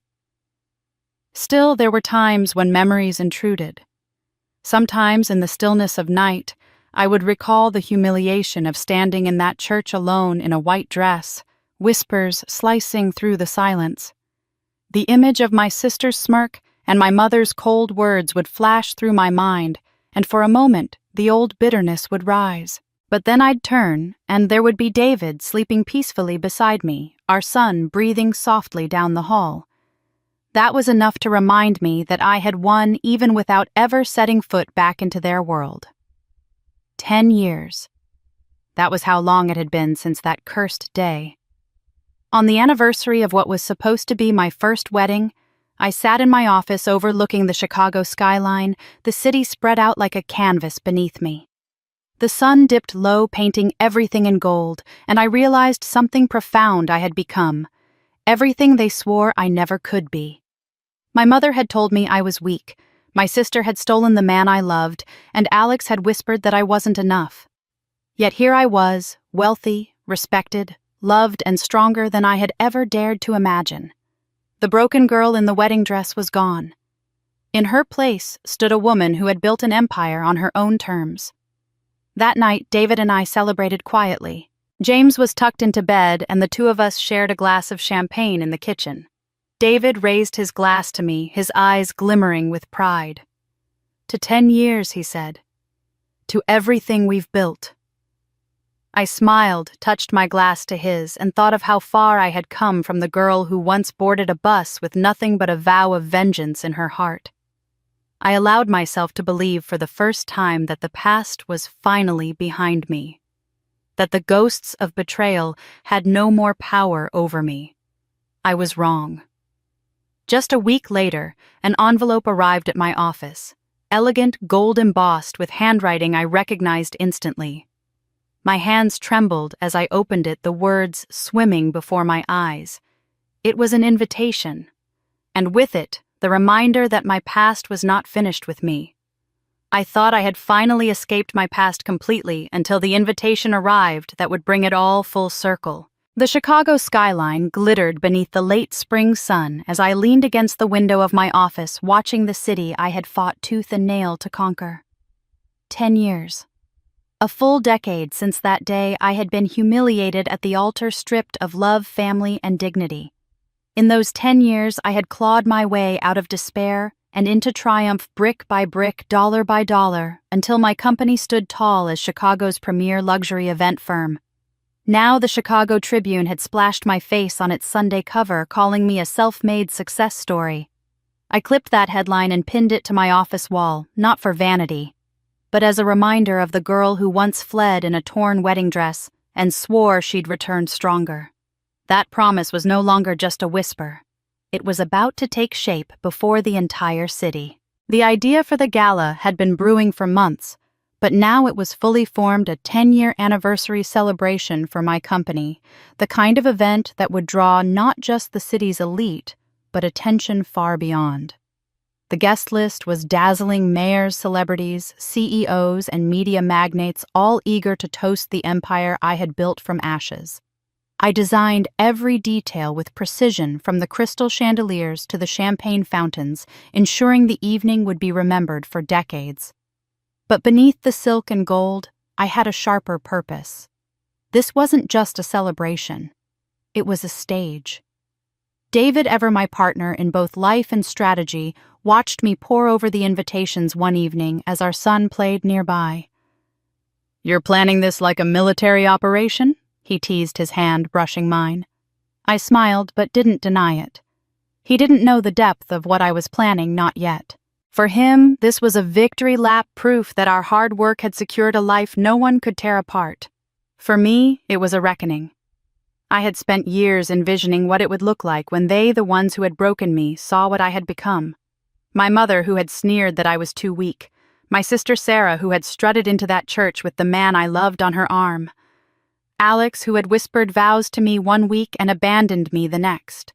They had taken so much, but they had never expected me to rise.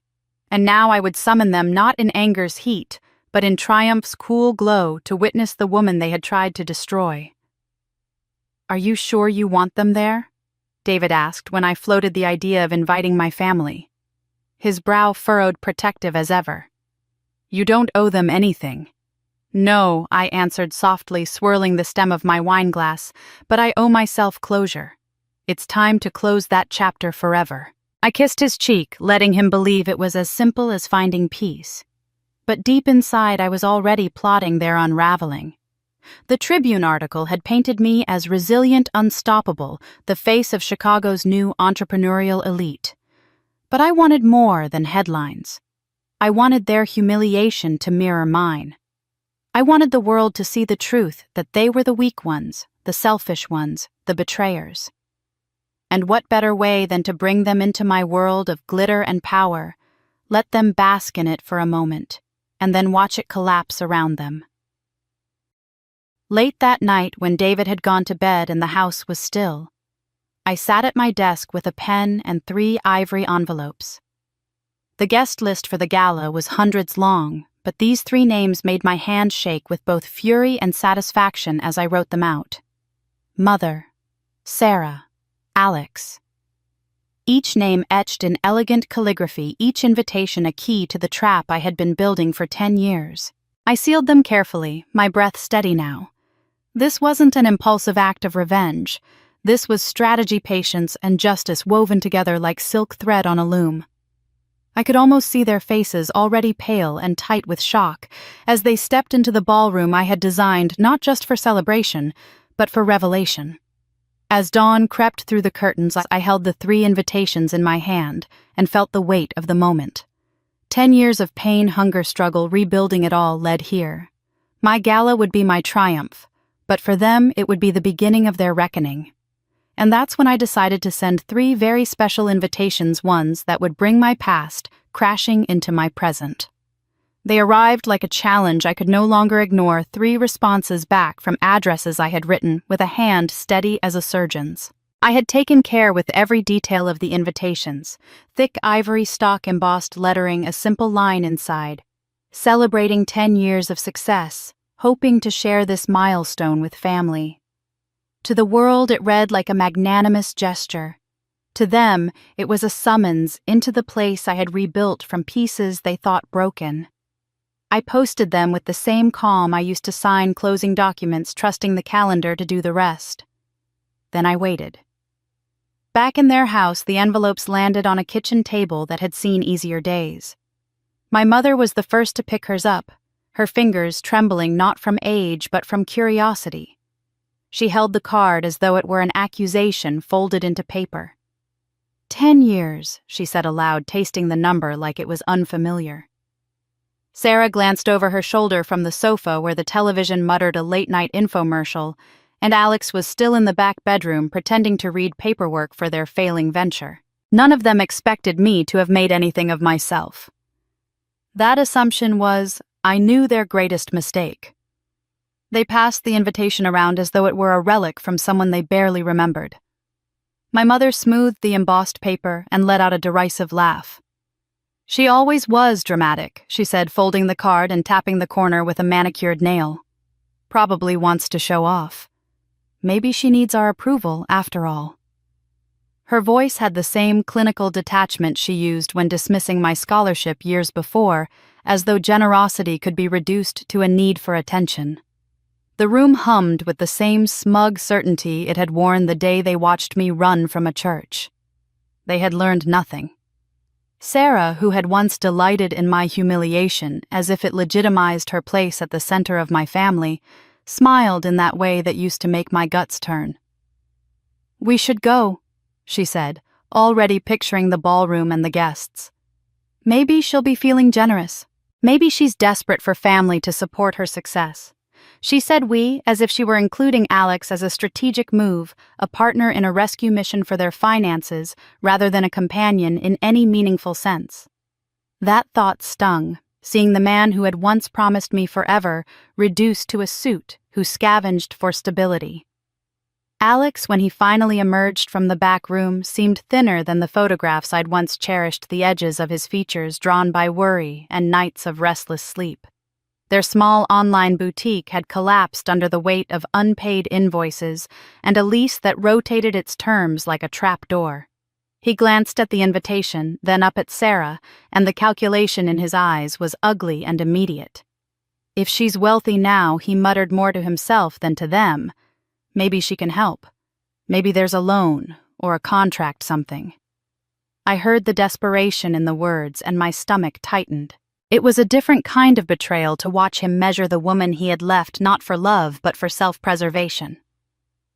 They talked in circles for the next hour, their conversation a litany of missteps and near misses that had brought them to this brink. Sarah complained about the landlord raising the rent again. Alex lamented a shipment held up at customs that would have saved them if only it had cleared. They both painted their predicament in a way that made attending my gala sound like common sense, an opportunity to secure a patronage that would pull them out of the quicksand. "If we play it right," Sarah told Alex, smoothing her skirt, "we can act humble, touch her arm, tell her about the business, make her feel needed." The plan was small and cynical and perfectly suited to their characters. My mother, however, held a different angle. Pride warred with practicality in her face. For a moment she considered not going at all, worrying that stepping into my world would expose more than they were willing to admit. But then her old instinct, the one that had driven her to engineer my humiliation in the first place, reasserted itself. "We'll go," she declared. voice clipped and certain. "We'll show the world we are family. We'll see what she's done. If she's truly risen, perhaps there's a way to ride her coattails. If not, at least we can say we were there." Her words were practiced diplomatic, the kind of language she used when deciding which charities to join for the sake of appearances.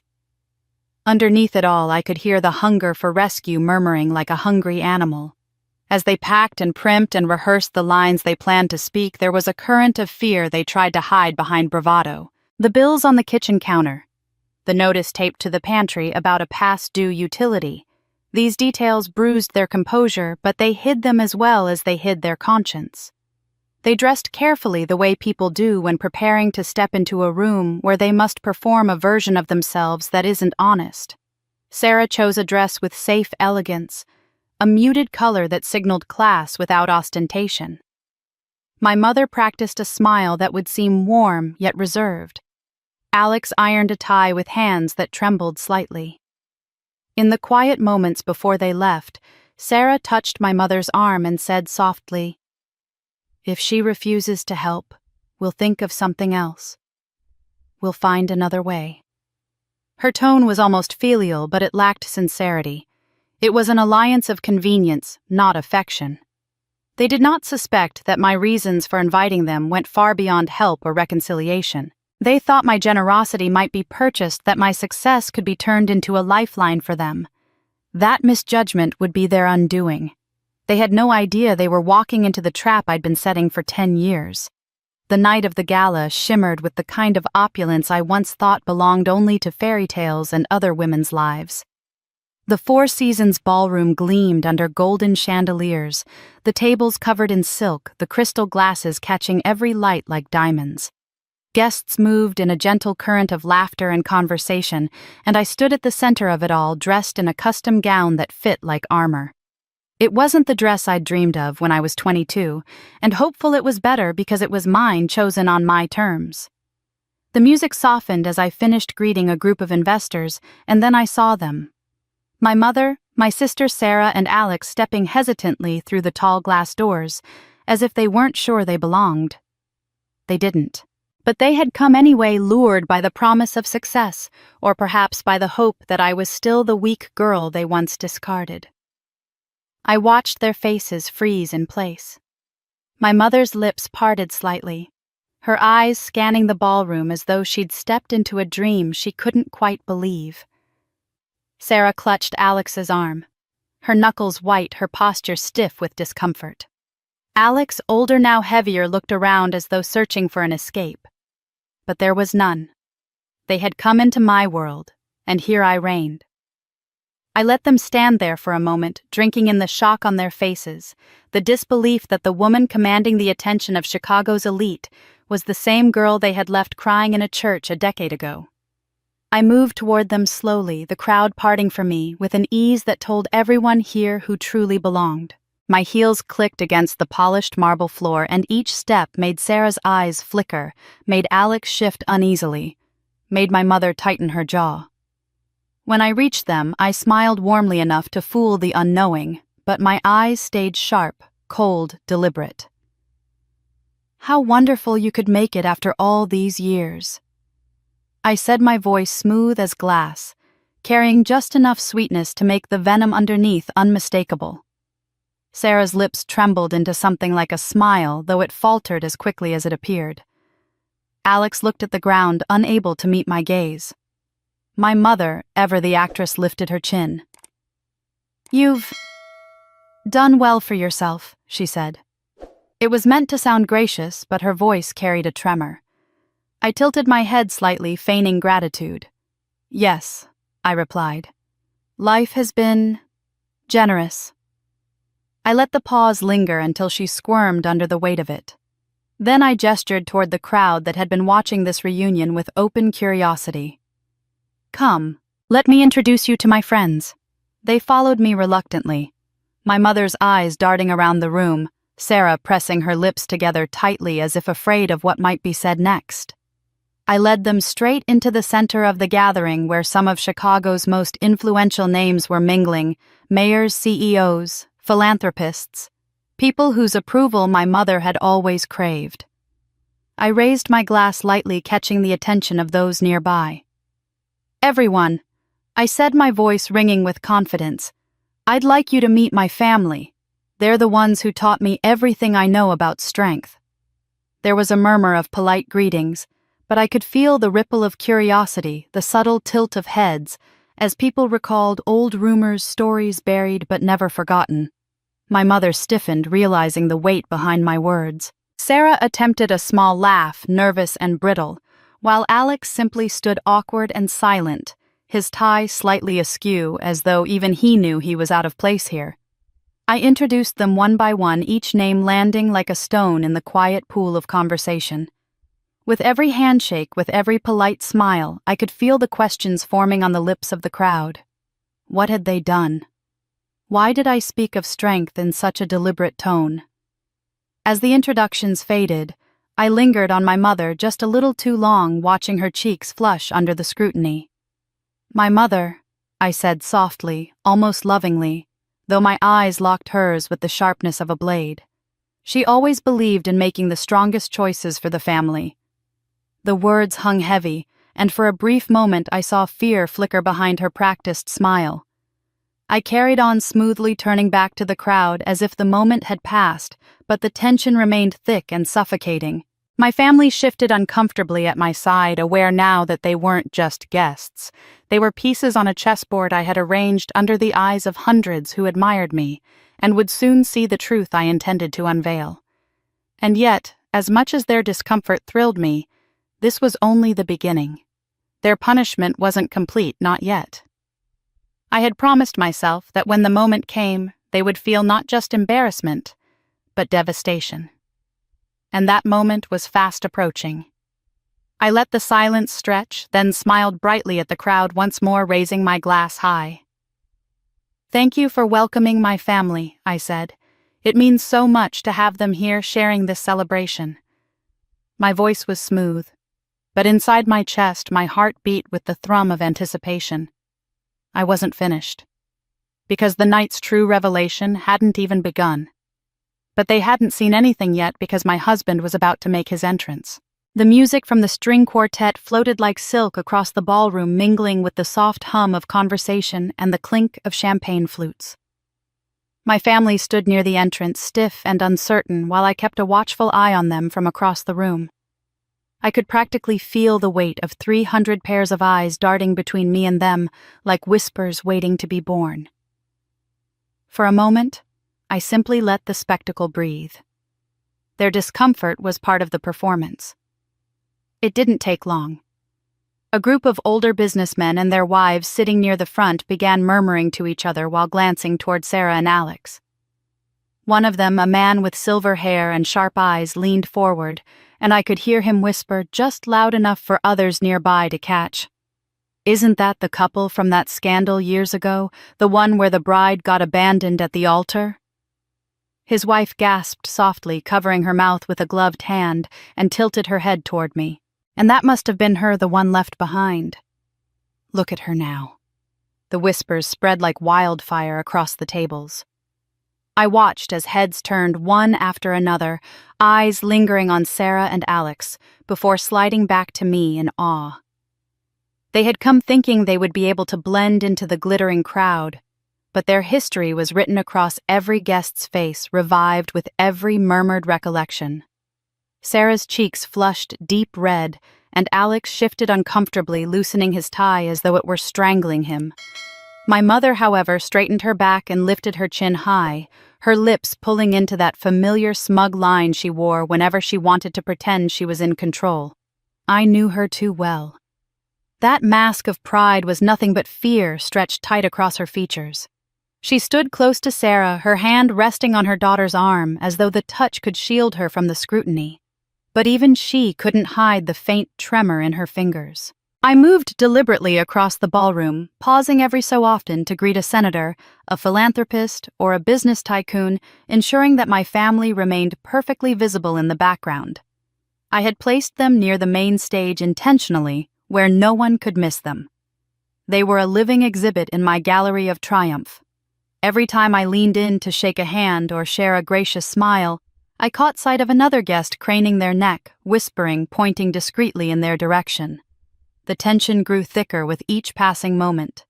Sarah tried to smile at a passing guest, but her lips quivered and her eyes darted nervously around the room. Alex kept his head down, sipping champagne far too quickly, his face pale under the ballroom's golden lights. My mother, sensing the shift in the crowd, attempted a bold move. She turned to a nearby couple, introducing herself with exaggerated warmth. "I'm her mother," she declared, gesturing toward me. "Isn't she marvelous?" The couple offered polite smiles, but their eyes betrayed a different thought. How could a mother like you have let such betrayal happen?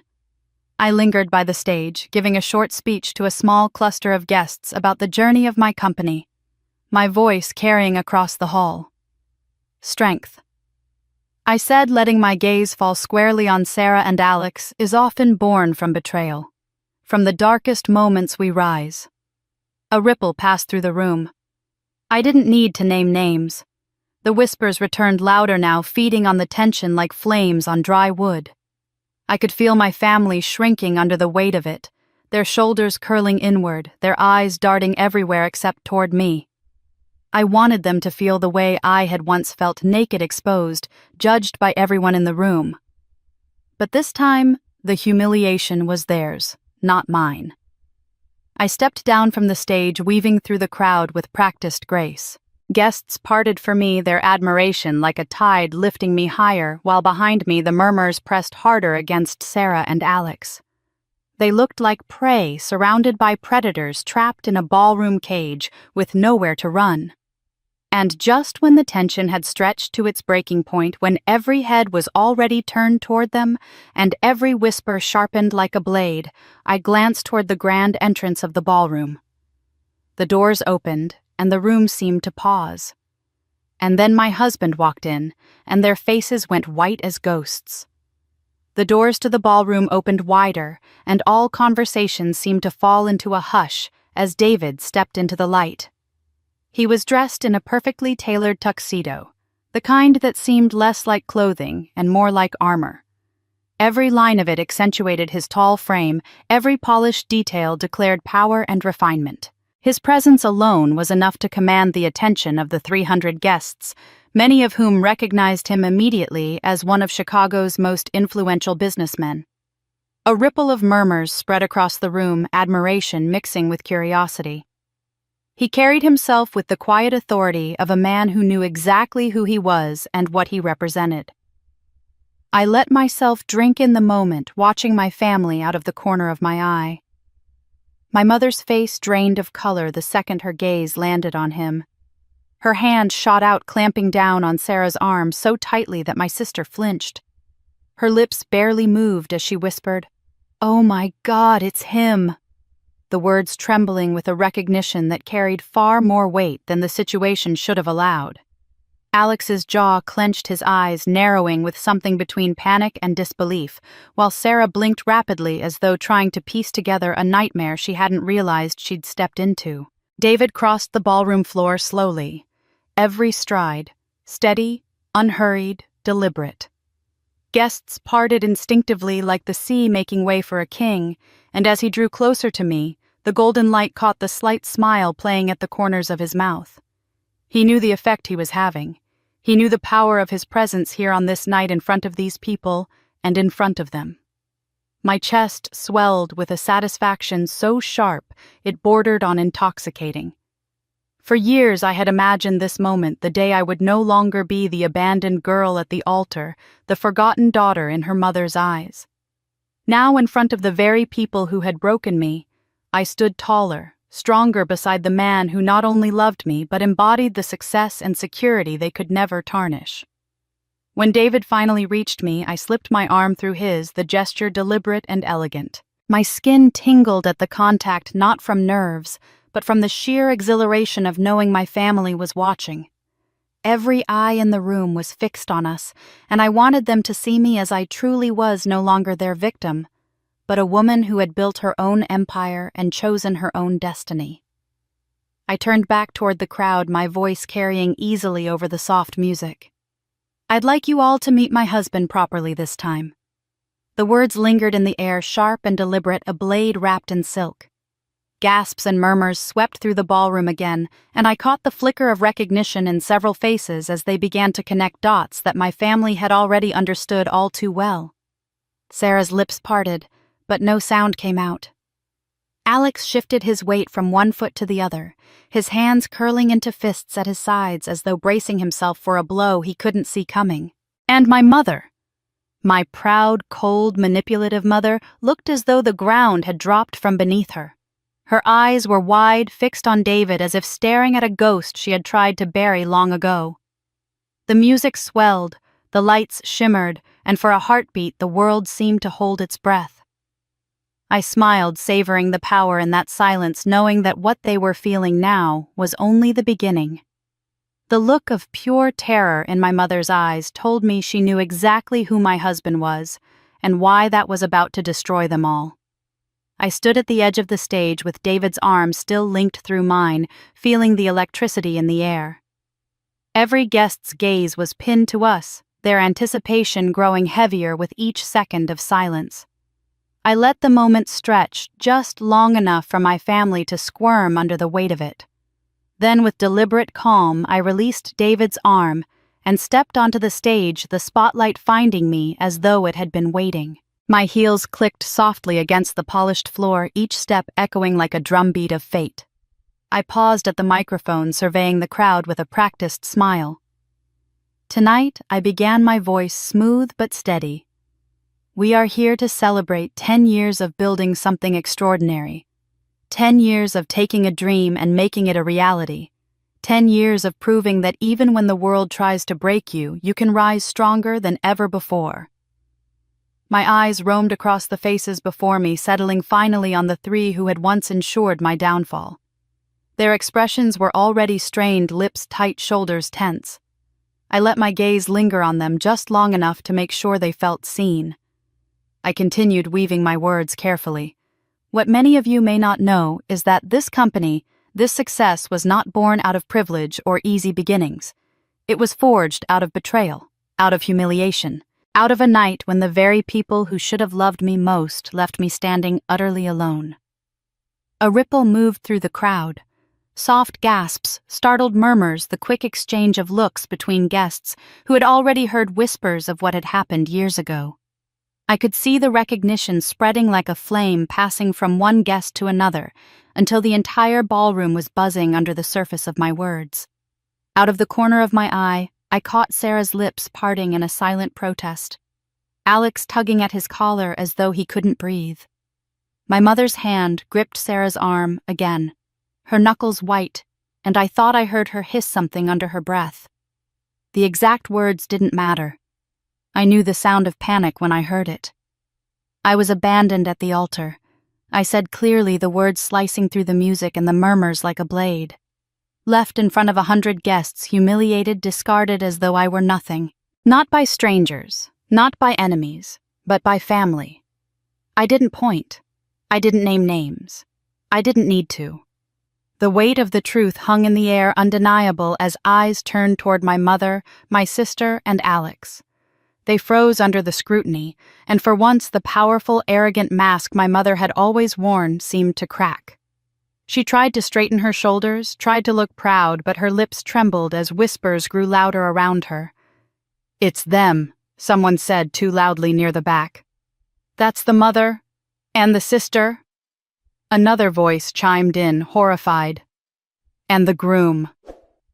My God. My mother made a sudden move, tugging at Sarah's arm as if to pull her toward the exit. Her face was stiff, her eyes darting wildly toward the doors, her instincts telling her to flee before the truth came fully crashing down. But she hadn't anticipated what I had planned. Two of my event staff, dressed in sleek black uniforms that blended with the gala decor, stepped subtly into their path. They didn't touch her. They didn't need to. Their presence alone was enough to halt her escape.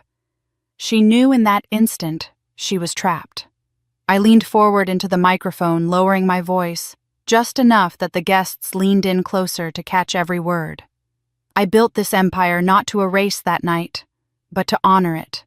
because betrayal taught me something my family never could: how to rise, how to turn ashes into gold, how to build a life so radiant it blinds the very people who tried to snuff out my light. Gasps and murmurs echoed louder now, the ballroom trembling with the tension of revelation. My family looked cornered, their eyes wide and glassy, their carefully constructed facades crumbling with every second. And then, as the silence stretched and the pressure mounted, I let the next words fall like a hammer. And then I said the words that would change their lives forever. But tonight, I want to share the full story with evidence. The air in the ballroom had already turned heavy after my speech, but when the screen behind me flickered to life, the silence deepened into something almost suffocating.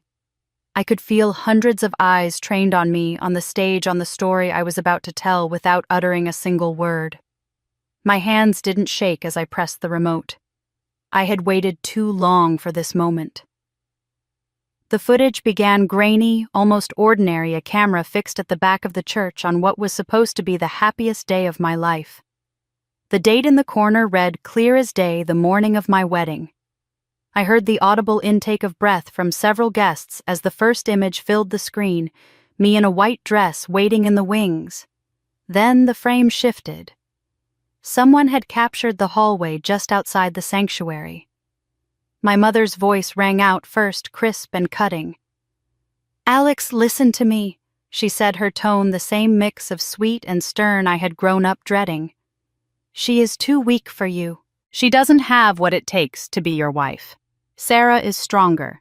Sarah will give you the success you deserve." The camera caught Alex's conflicted expression, caught the way he rubbed his face like a man already cornered. Then my mother leaned closer, whispering words that felt like a knife reopening wounds I thought had scarred over long ago. "I will make it worth your while. Choose Sarah at the altar, and I'll see to it that your future is secure. Don't throw your life away on the wrong daughter." Gasps rippled through the crowd, sharp intakes of breath like a wave. Someone in the audience muttered, "My God," loud enough that others turned toward them before their eyes darted back to the screen. I heard muffled whispers building around the room, recognition dawning on people who had only heard vague rumors of what had happened that day. Now they were watching it unfold with their own eyes. The footage shifted again.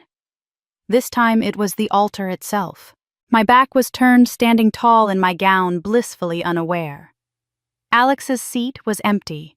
The camera zoomed just enough to catch my mother in the front pew, her lips curving into the faintest of smirks. The betrayal played out in stark, undeniable truth. Before the murmurs could die down, another file queued up a set of audio recordings. My voiceover explained, calm and steady. These were taken the week before the wedding, captured during phone calls. I didn't know existed until years later. My mother's voice filled the speakers again, unmistakable, vicious under its veneer of gentleness. "She's dead weight, Alex. She'll hold you back. Sarah is better. Sarah is stronger. Think carefully about your future. Do you want to succeed, or do you want to drown with her?" Every cruel word echoed in the hall, amplified not just by the speakers, but by the weight of public judgment. Phones lit up across the room. Guests were recording, posting, sharing. I caught glimpses of screens displaying captions like "family betrayal caught on tape" and hashtags already beginning to trend. My mother's face, seated at her table near the stage, went ashen. She shook her head violently, mouthing, "No, no, no," as though denial could erase the evidence now glowing larger than life above her. Sarah's hand flew to her mouth, her eyes wide in panic, while Alex stared down at the table as if the floor might swallow him whole. The crowd wasn't silent anymore. Outrage sparked in murmurs, growing louder as the reality sank in. A woman near the front row turned to her companion and hissed, "She bribed him. Her own daughter's wedding. Unbelievable." Another voice added, "What kind of mother does that?" Their disgust spread, feeding on itself until the once celebratory atmosphere had transformed into a trial with my family in the defendant's seat and no hope of acquittal. I let the weight of the evidence hang there, let the whispers and the gasps build into the thunder of social condemnation. My eyes found my mother's across the room. She tried to hold my gaze, but for the first time in my life she faltered. Her chin dipped. Her shoulders collapsed inward. The mask she had worn for decades cracked before everyone's eyes. I drew a steadying breath, my voice cutting cleanly through the noise as I stepped forward again. You've now seen the truth that was hidden from me for so many years. You've seen how the people who should have loved me most orchestrated my humiliation for their own gain, but that I paused watching their terrified faces, savoring the moment. That was just the beginning, because the biggest secret was about to be revealed. I let the silence linger just long enough for the weight of the video to settle in the ballroom. People shifted in their seats, some whispering to their neighbors, others staring openly at my mother and Sarah, whose faces were pale under the glaring lights. My pulse hammered in my chest, but I kept my voice steady, my smile controlled. But betrayal, I said slowly, is never the work of just one hand. Some lies are woven carefully strand by strand until they form a web so tangled the guilty believe they can never be caught. The screen flickered to life again. This time it wasn't grainy wedding footage. It was a slideshow of messages, each one blown up so the entire room could read the words clearly. Sarah's words, not mine. Can you believe she still thinks this wedding is happening? One message read, "She looks pathetic trying on those cheap dresses. Don't worry, soon she'll be out of the picture, and we'll be the ones people admire." Laughter filled the background of an audio clip that followed Sarah's laughter. She was mocking me, my plans, my dreams, all while slipping into my fiancé's arms. The crowd gasped as another message appeared. "We can do better together, Alex. She's weak. With me, you'll rise. With her, you'll sink." I watched as Sarah shrank in her seat, her hands clutching the edge of the table so tightly her knuckles turned white. My mother hissed something in her ear, but Sarah shook her head, tears streaking down her face. The humiliation was only beginning. I shifted gears. "And lies don't stop once a bride is abandoned," I continued. "No, sometimes they grow into crimes." The next slide displayed financial documents, loan papers, forged signatures, and debt statements all tied to my name. Gasps rippled through the audience as I explained. While I was struggling to rebuild my life in Chicago, my mother and sister used my identity. They took out loans in my name, destroyed my credit, and ensured that if I ever tried to come back, I'd have nothing waiting for me but ruin. A man in the audience muttered, "That's fraud." Another whispered, "How could a mother do that?" I let the murmurs rise before adding, "They wanted to make sure I stayed buried, but they underestimated me." The documents on the screen shifted to recent emails, ones intercepted with the help of my legal team. "And if you thought they came here tonight out of remorse or pride in my accomplishments," I said, locking eyes with Sarah, "you'd be wrong. They came here because they are desperate. Their business is bankrupt, their marriage is crumbling, and they thought they could use me one more time, trick me into rescuing them. Isn't that right, Sarah?" My sister tried to speak, but her voice cracked and nothing came out. The audience was no longer whispering. They were openly condemning her, shaking their heads in disbelief, some even recording the scene on their phones. My mother's lips moved quickly, forming silent prayers or curses, I couldn't tell which. For a moment, I allowed myself to savor it. 10 years of humiliation, pain, and struggle had led me here, to this room, to this stage, to this truth finally laid bare. And yet I knew this was still not the end. This was only the unraveling of their lies. The real strike, the blow they would never recover from, was still to come. I let the silence stretch until it was unbearable. Then I turned slightly and gestured to the man waiting patiently just behind me. My voice was calm, deliberate, almost gentle. And then I said, my husband stepped forward and finally told them exactly who he was. David stepped forward, the weight of the moment hanging heavy in the air. His presence commanded silence, though the crowd was already hushed from the evidence I had revealed. He took the microphone with calm, measured hands, but I saw the storm behind his eyes. My mother's face had drained of all color, and Sarah's nails dug into the tablecloth as though she could anchor herself against what she already sensed was coming. David's voice, when it filled the ballroom, was steady and clear, each word chosen with surgical precision. "My name is David Richardson," he began. There was a ripple through the crowd as recognition sparked among a few of the older business people in the room. Some of you may remember my family. We once owned Richardson Manufacturing, a company my father built from the ground up. It was more than just a business, it was his life's work, his pride, and his legacy. His pause stretched long enough for the name to settle, and then his eyes cut directly toward my mother. 15 years ago, that company collapsed, and it wasn't by accident. It was because of embezzlement orchestrated by the woman sitting right there. The collective gasp from the guests was sharp like glass shattering. My mother tried to shake her head, tried to form the words of denial, but David pressed on his voice, gaining strength. She and her husband siphoned funds, manipulated accounts, and drained resources until the company my father had built couldn't stand anymore. Within months, everything was gone. Hundreds of employees lost their jobs. My family lost our livelihood. And my father. His voice faltered for just a second, and I saw his hand tighten around the microphone. My father had a heart attack the day we lost it all. He never recovered. I buried him with nothing but the ruins of what they had destroyed. The silence that followed was suffocating. Guests stared openly at my mother, whose lips trembled, but whose eyes remained defiant, as if denial alone could erase the truth now laid bare. Sarah's face twisted in shock. She hadn't known the full scope of what her mother had done.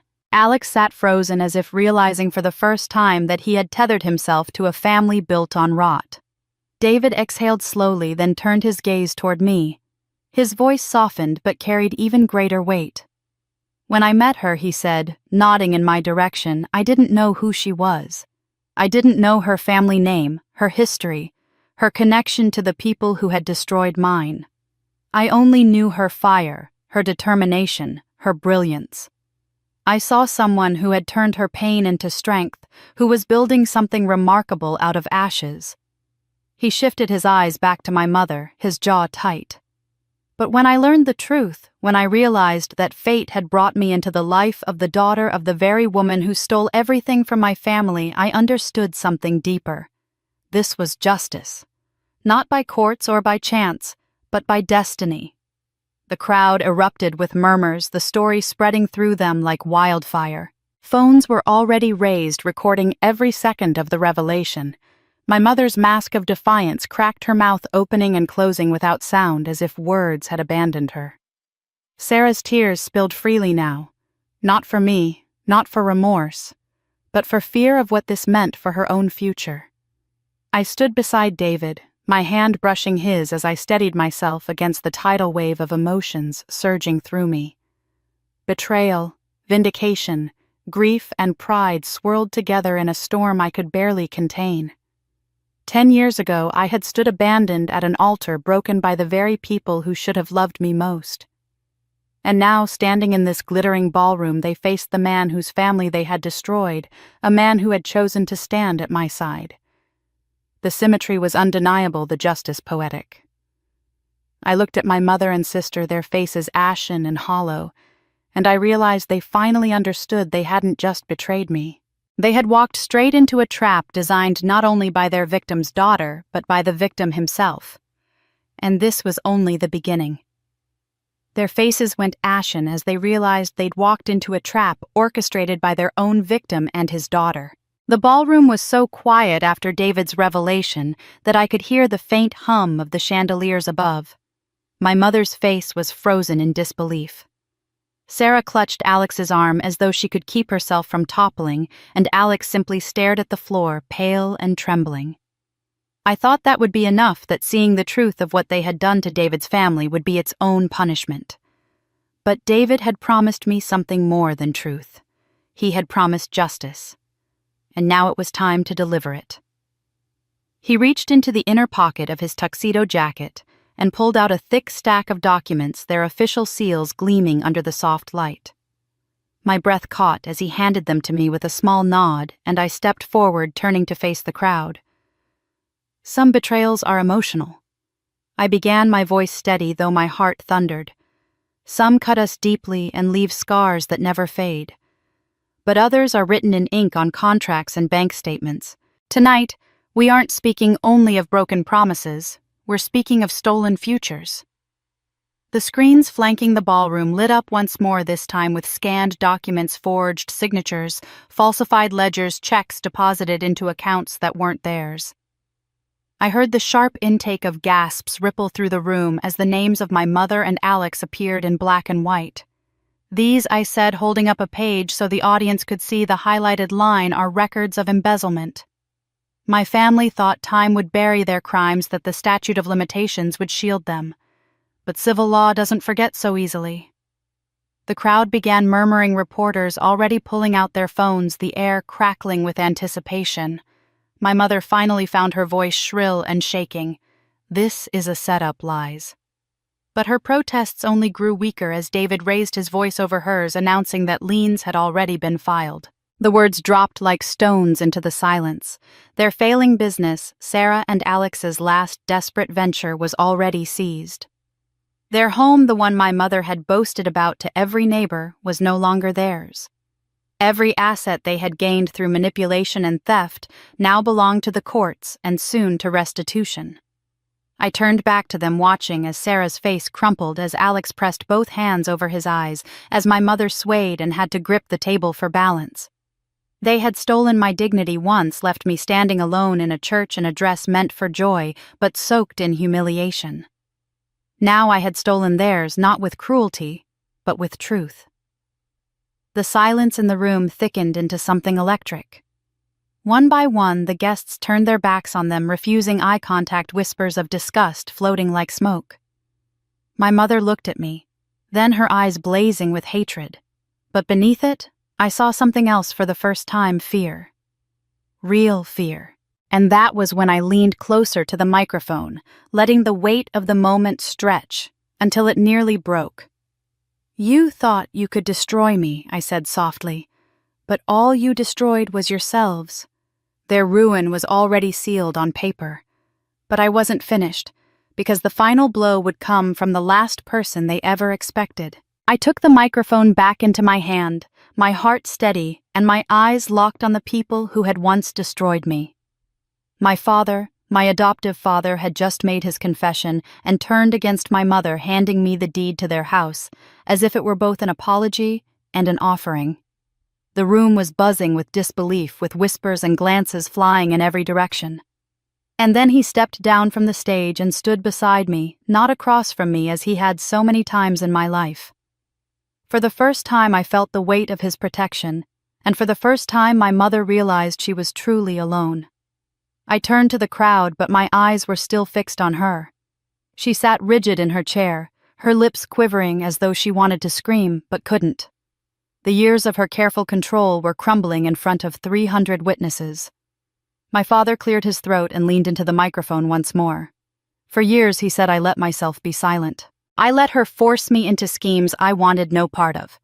She threatened me, manipulated me, and I obeyed because I thought protecting the family meant protecting her. His voice cracked and the room fell into silence. But protecting her destroyed the family, and it destroyed the daughter I should have defended.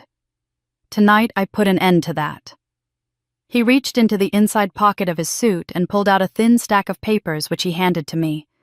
His hands shook, but his eyes were steady. I've filed for divorce. The assets are already transferred. Everything that should have been yours years ago now belongs to you. Gasps rippled across the ballroom. Some guests clapped softly, others just sat frozen, stunned by the spectacle of a man publicly tearing his wife down after decades of silent compliance. My mother's face drained of color, her hand clutched the edge of the table as if she might collapse. Sarah reached toward her, but she shook her daughter off with a violent motion, her pride refusing even pity. I could feel the eyes of the room shifting between us, between the woman who had once pulled the strings and the daughter who now held them. My father's voice broke through again, quieter now, but pointed. This is my repayment to the daughter I failed. This is my way of saying I'm sorry. He turned toward me, his eyes wet. I can't undo the past, but I can stand by you now. The words nearly undid me, but I didn't allow the tears to fall. Not yet. Instead, I nodded and took the papers, slipping them onto the podium beside me. My mother's glare burned into me, but it was powerless now, stripped of authority, stripped of influence. She had nothing left but her fury. I let the silence stretch, let her sit in the ashes of everything she had built on lies. Then I looked out at the audience and smiled, though my voice carried an edge sharp enough to cut glass. "You see," I said slowly, "betrayal doesn't only destroy its victims, it destroys the betrayers. Sometimes it just takes time for the collapse to catch up." The ballroom erupted in applause, the sound swelling and surrounding me, a chorus of vindication. And as my father handed me the deed, his trembling hands brushing against mine, I realized my revenge was nearly complete. But the sweetest part, the part I had been waiting for all these years, was still to come. Their stunned silence after my father's revelation still hung in the air when I stepped forward, holding a folder so thick it could have been a weapon. My voice carried steady across the ballroom, calm, yet sharpened by years of pain honed into precision. "Now you face a choice," I told them: criminal charges and bankruptcy, or servitude under the very woman you tried to erase. Gasps echoed through the room, but my words were meant only for the three faces before me: my mother, Sarah, and Alex. Their eyes darted between each other like trapped animals searching for an escape route. None existed. I opened the folder and spread copies of contracts across the table in front of them. The gold crest of my company gleamed at the top, mocking them with legitimacy. I explained each clause not in anger but with surgical clarity. They would work as janitors and caterers at my events. They would wear pressed uniforms stitched with their names in bold thread. They would mop floors, polish glasses, and serve champagne to the very people who had just witnessed their disgrace. And every paycheck would come from me a weekly reminder that their survival depended on the daughter, sister, and fiancé they had cast aside. Sarah's face contorted in disbelief, her lips trembling as she whispered, "You can't be serious."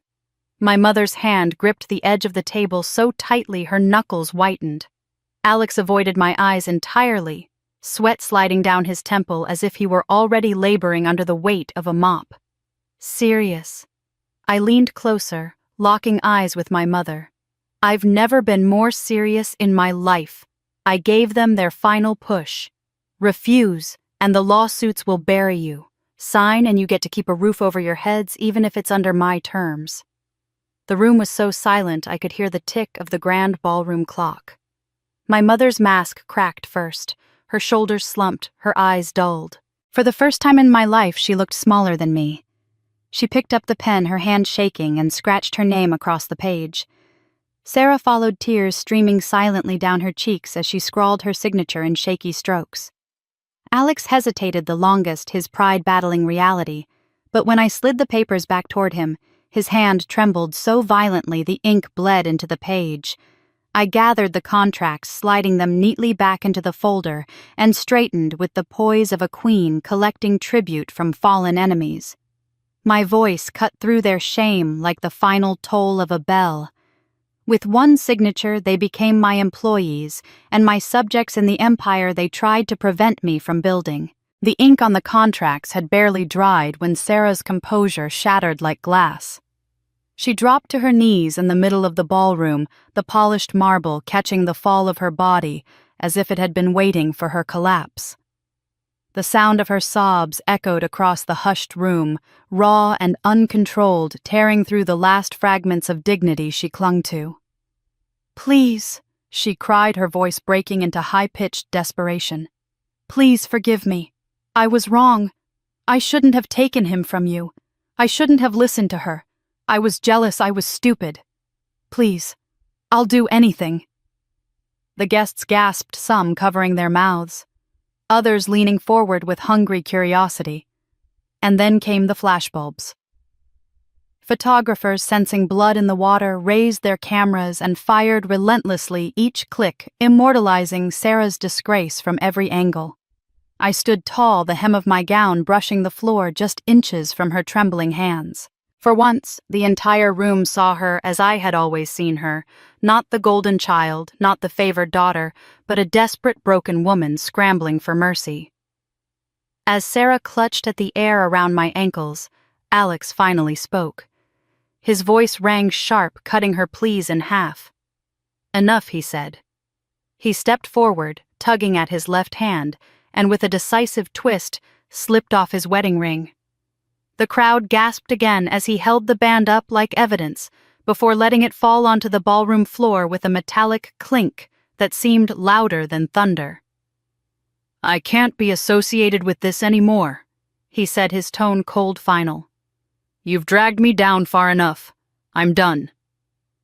Then he turned and walked away, each step deliberate, each stride carrying him closer to the exit and further from the woman he once claimed to love. Sarah's cries rose higher, sharper as her hands scraped at the marble floor, reaching toward him. "Alex, please don't leave me. Don't you dare leave me." But he never looked back.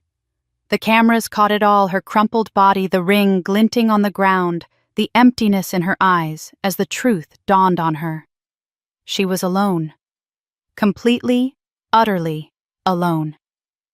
Her husband had abandoned her just as she once abandoned me. Her reputation was gone shredded under the gaze of 300 witnesses. Her security had dissolved with a single contract and a single discarded ring. And now she was left with nothing. No wealth, no power, no love. Nothing but me, the sister she had betrayed, the one who now owned her future. Sarah's sobs shook her shoulders as she clung to the fabric of my gown, but I felt no warmth, no compassion. Her tears didn't move me. They reminded me of my own tears that she and Mother ignored 10 years ago. Sarah's sobs still echoed across the ballroom floor when my mother rose to her feet. Her spine was rigid, her chin high, her eyes blazing with the same fire she had wielded against me all my life. For a moment the room hushed again, waiting to see if she would crumble like Sarah, or claw her way back to the dignity she thought she possessed. She chose defiance. Her voice rang out sharp and cutting, slicing through the silence. "Look at you!" She spat her finger aimed at me like a dagger. "You've become everything I said.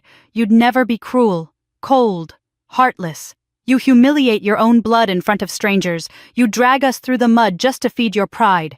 And you dare call this justice." Her words bounced off the marble walls, but they didn't hit me the way she wanted them to. I had heard her accusations my whole life. Weak, useless, not enough. This was nothing new, only louder, but the crowd's reaction was new. A wave of boos rolled through the ballroom, rising higher with each second. Guests shook their heads, some even shouting back at her. "You're the cruel one," a man near the stage called. "We saw the video you manipulated your own daughter." A woman in an evening gown hissed, "You're evil. How could you do that to your child?" Phones lit up across the room as guests posted clips of her earlier confession, spreading her disgrace across the internet in real time. I caught glimpses of headlines already forming on screens: "Mother exposed as mastermind of wedding betrayal. Family humiliated at Gala of the Year." My mother's face paled at the sight of those glowing rectangles capturing her downfall, but she pressed on her voice, trembling with fury. "They only see what you want them to see. You've twisted everything. I did what I had to do for this family. I made the hard choices because you were too weak to handle them." She tried to summon the old authority she once held over me, the dominance she had wielded with a glance or a sigh. But it wasn't working anymore. Not on me. Not on anyone here. Her words fell flat against the storm of condemnation rising from the crowd. Even those who had once admired her looked at her with disgust, their faces turned away as if the sight of her stained them. My mother's voice faltered, for the first time the power in it leaking out like air from a punctured balloon. She looked around, her gaze flicking from the guests to the cameras, to Sarah crumpled at my feet, and then finally to me.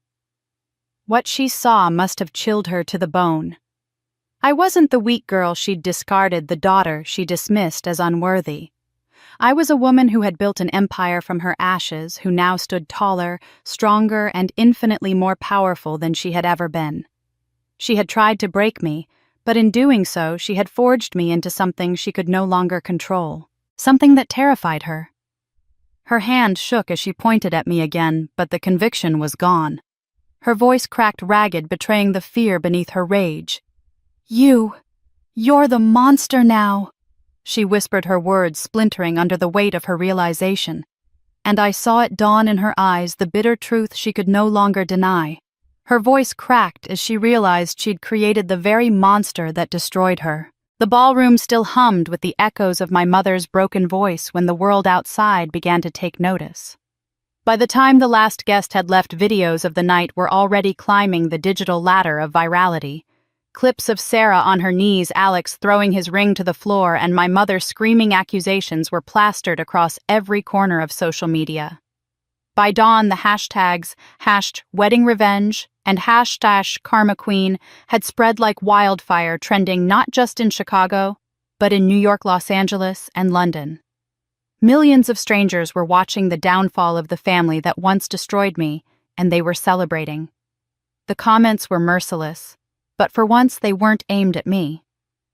People wrote, "This is the justice we live for," and 10 years of patience, and she delivered the perfect revenge. I had become the heroine of a story that once branded me the humiliated bride. My phone buzzed constantly for days afterward. Reporters clamored for interviews, podcasts wanted my voice, and magazines begged for exclusive rights to my story. For years I had been invisible in the shadow of Sarah's Golden Girl glow, but now I was the face of resilience. Sitting in studio chairs under hot lights, I spoke about betrayal, strength, and the power of rebuilding. I kept my words measured, never indulging in gloating, though the satisfaction simmered beneath every syllable. I told them that pain could be fuel, that humiliation could be transformed into empire. Audiences leaned in not just to my story, but to the message behind it. Offers rolled in faster than I could process. A book deal with a major New York publisher landed on my desk, followed by calls from 2 production companies wanting to turn my story into a documentary series. The woman who had once cried alone in a moldy apartment now had Hollywood knocking on her door. Each opportunity widened my reach, pulling more eyes toward the empire I had built, and that empire grew at a pace even I hadn't anticipated. Clients who once hesitated to work with me now rushed to secure my company for their galas, weddings, and fundraisers. Wealthy families and corporate giants wanted to be associated with the woman who had captured the world's imagination. Within a year, my business doubled, then tripled, and I expanded into cities I had once only dreamed of touching. I stood at the helm of one of Chicago's most powerful event management firms, my name synonymous with elegance, strength, and justice. In boardrooms, men twice my age deferred to my judgment. On stages, audiences of thousands rose to their feet to applaud my speeches. The very society that had once pitied me now admired me, even envied me. I had everything I had ever dreamed of: wealth, power, recognition, and the sweet vindication of watching my enemies reduced to footnotes in my story. And yet, even as the world celebrated me, a quiet thought tugged at the back of my mind.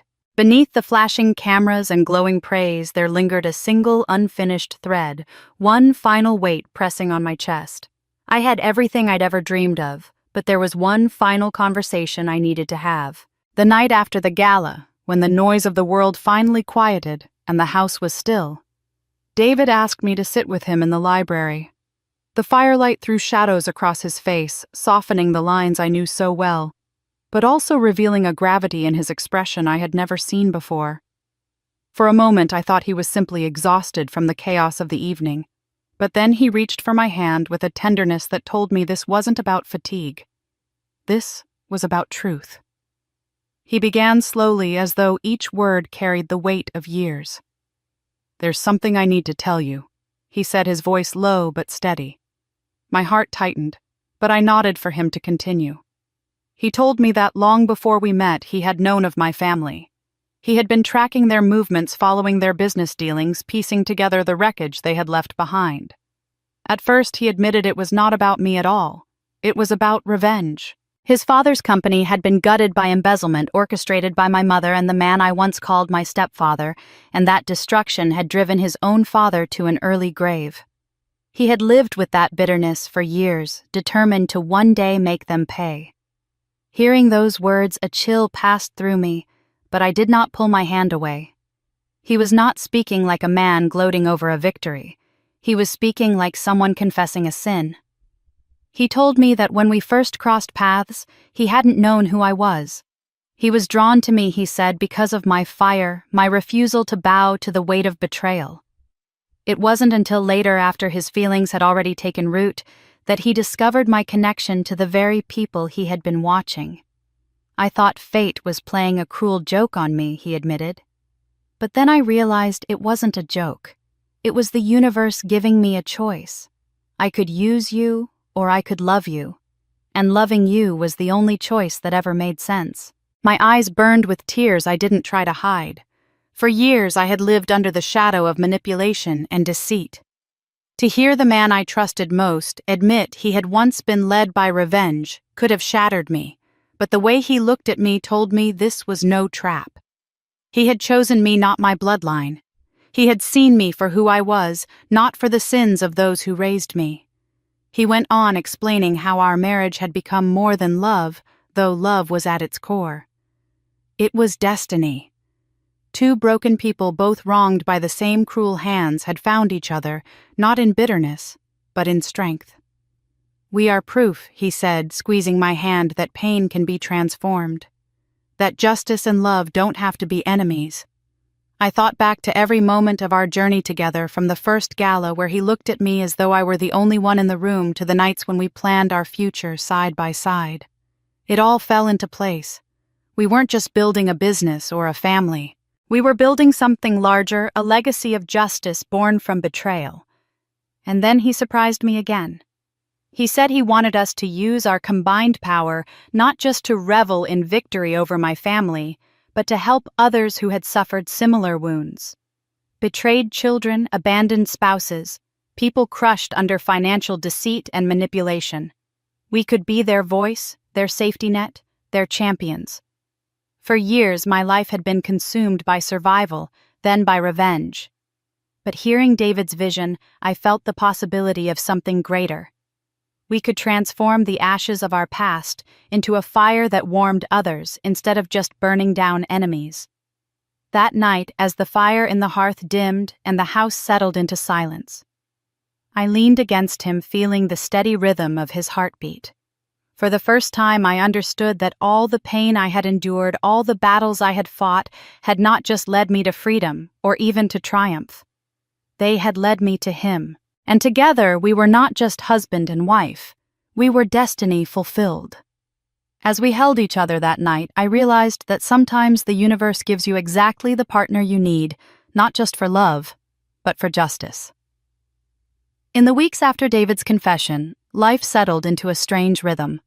My world outside the house was filled with glowing interviews, headlines, and people eager to attach themselves to my story. But inside my company, another drama was playing out, a private theater of humiliation, where my mother, my sister, and Alex had become unwilling actors in a show I had scripted. I told myself it was justice. At first, it felt like it. I would walk into one of my events, a glittering charity gala at the Four Seasons, or a corporate celebration overlooking the lake, and see Sarah bent over a bucket scrubbing the marble floors of a bathroom. She wore the standard uniform with her name embroidered across the chest, a name once uttered in admiration at country clubs and bridal boutiques, now displayed on a janitor's patch. I saw her old acquaintances glide past in gowns and jewels, their polite eyes avoiding her as though she were invisible. Sometimes they whispered and sometimes they didn't bother. Watching her cheeks flush as she bent lower to avoid their gaze filled me with a satisfaction I hadn't known I was capable of. My mother fared no better. Once she had walked through rooms like these with her head held high, collecting admiration as though it were her birthright. Now she carried trays of champagne flutes, her once perfect nails chipped, her hands trembling when guests she had once courted for favors ignored her, or worse, smirked in recognition. I made sure she served people who remembered her sharp tongue, the ones she had looked down on when she thought she was untouchable. The first time I saw her standing at the edge of the ballroom waiting for a signal to pour drinks, I almost laughed. Almost. Alex, though, was different. He wore the same uniform as the others, but instead of slumping under its weight, he seemed determined to use it as penance. He arrived early, stayed late, and carried out every task with an almost military precision. Unlike Sarah, who sulked and dragged her feet, Alex polished silverware until it shone, carried heavy trays without complaint, and even helped younger employees without being asked. At first I thought it was pride. Then the letters began, slipped under my office door or left on my desk after events they were written in his neat, familiar hand. Each one was an apology. He wrote of shame, regret, and the life we might have had if he had been stronger, if he had chosen differently. He promised he had never stopped thinking of me. I read them all and responded to none. It was easier to keep them as proof of his suffering than to destroy them. Some nights I would sit in my office long after everyone else had gone, rereading his words and remembering the man who once held my hand by Lake Michigan and promised we would conquer the world together. That memory still hurt, but it no longer controlled me. I told myself that watching him serve me now was enough. For a time it was. Yet the longer I watched them, the less clean my victory began to feel. There was no question they deserved it, Sarah for her cruelty, my mother for her manipulation, Alex for his weakness. I had promised myself they would regret what they had done, and they did. Every day I could see it etched on their faces, in the slump of Sarah's shoulders, in the tremor of my mother's hands, in the quiet resignation in Alex's letters. But with each passing week, something in me began to shift. I had expected their humiliation to fill the hollow places inside me, to erase the pain of standing alone at that altar. Instead, it was like drinking salt water. The more I consumed, the thirstier I became, and the less satisfied I felt. Standing at the back of a ballroom one evening, I watched Sarah struggle to carry a bucket past a group of women who used to invite her to spa weekends. They laughed openly at her, and though part of me wanted to savor it, another part felt unexpectedly heavy, almost weary. This was what I had worked toward for 10 years. Their downfall, their disgrace, their servitude. I had it all, and yet the sight of them broken no longer felt like triumph. It felt like something else entirely, something I wasn't ready to name. But seeing them broken every day started to feel less satisfying and more empty. James was 5 years old when he asked the question that stopped me cold. I had just come home from overseeing a lavish corporate gala my company had organized at one of the city's grand hotels. The event had been flawless, the kind of evening that reinforced my reputation as Chicago's most sought-after event planner. Yet what lingered with me was not the applause of executives or the compliments from socialites, but the sight of Sarah scrubbing wine stains from the carpet, and my mother balancing trays of champagne, her hands trembling under the weight. Alex had been stationed at the valet stand all night, opening car doors for people who once envied his tailored suits. I had watched them with a mixture of satisfaction and a cold, hollow ache that even success couldn't quiet. That night I tucked James into bed, the golden glow of his nightlight softening his round face. He curled into me, his little hands clutching my blouse. "Mommy," he whispered, his voice so innocent it made me catch my breath. "Why do those people at your parties always look so sad?" The lady with the gray hair dropped a glass today, and she looked like she was going to cry. And the other one, the younger one, she was on her knees cleaning, and her eyes were red. For a moment I froze, my heart slamming against my ribs. He was talking about them, my mother, my sister, the ghosts of my past who now lived under my command. I forced a smile, brushing his hair back. "Sometimes work makes people tired, sweetheart," I said softly. But James's wide eyes searched mine, too perceptive for his age. "But why do they only work for you, Mommy? And why do they look sad when you smile?" I felt the air leave my lungs. How could I explain decades of betrayal and revenge to a child who still believed in superheroes and happy endings? How could I tell him that the sad woman balancing drinks was the same mother who had told me I wasn't enough? That the one on her knees had stolen my fiancé and my wedding day? That the man holding car doors had once stood silently while they broke me? James wouldn't understand. He shouldn't understand. I make them work for me because they hurt me a long time ago. I admitted carefully, my voice lower than I intended. And now they have to pay for what they did. He tilted his head, absorbing my words. Like a punishment. Yes, I whispered. Like a punishment. James frowned, his tiny brows knitting together. But if they're always sad, does that mean you're still sad too? The question pierced me in a way no insult from my mother ever had. My victories, the contracts, the magazine covers, the empire suddenly seemed fragile when refracted through the eyes of a child. I had built everything to prove I was stronger, smarter, unstoppable. But to my son, it looked like I had built a kingdom on top of someone else's misery. I kissed his forehead, telling him it was time to sleep. But long after he closed his eyes, I sat beside him staring at the wall. His words echoed sharp and insistent. Was I still sad? The truth was complicated. Part of me felt triumphant every time I saw my mother bow her head or Sarah scrub a floor. But another part, one I rarely acknowledged, felt empty. Because each day they served me, they reminded me of the very wound I thought I had healed. My son had seen it clearly, their sadness tethered me to my own. The next morning, I walked through the ballroom during cleanup, watching Sarah mop in silence. She glanced up, our eyes locking for a fraction of a second. I expected to feel that old surge of vindication. Instead, I felt James's voice inside me asking why she looked so sad. My mother brushed past me, carrying linens, her once regal posture bent under the weight of servitude.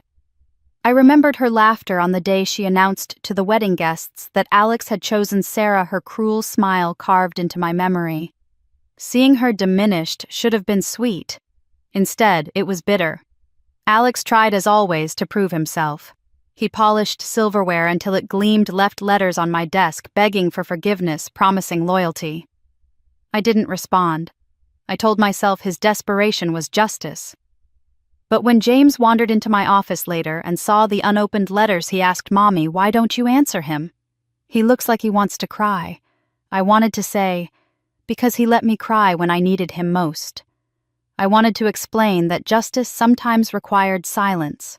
But I could see the confusion in James's face, the way he struggled to understand cruelty that didn't fit in his small world. He didn't see betrayal. He saw people in pain. And suddenly I feared that if I kept feeding my revenge, my son might learn that pain was something to hand down generation after generation. That night I lay awake next to David, listening to the rain tapping against our windows, James's words playing in my mind.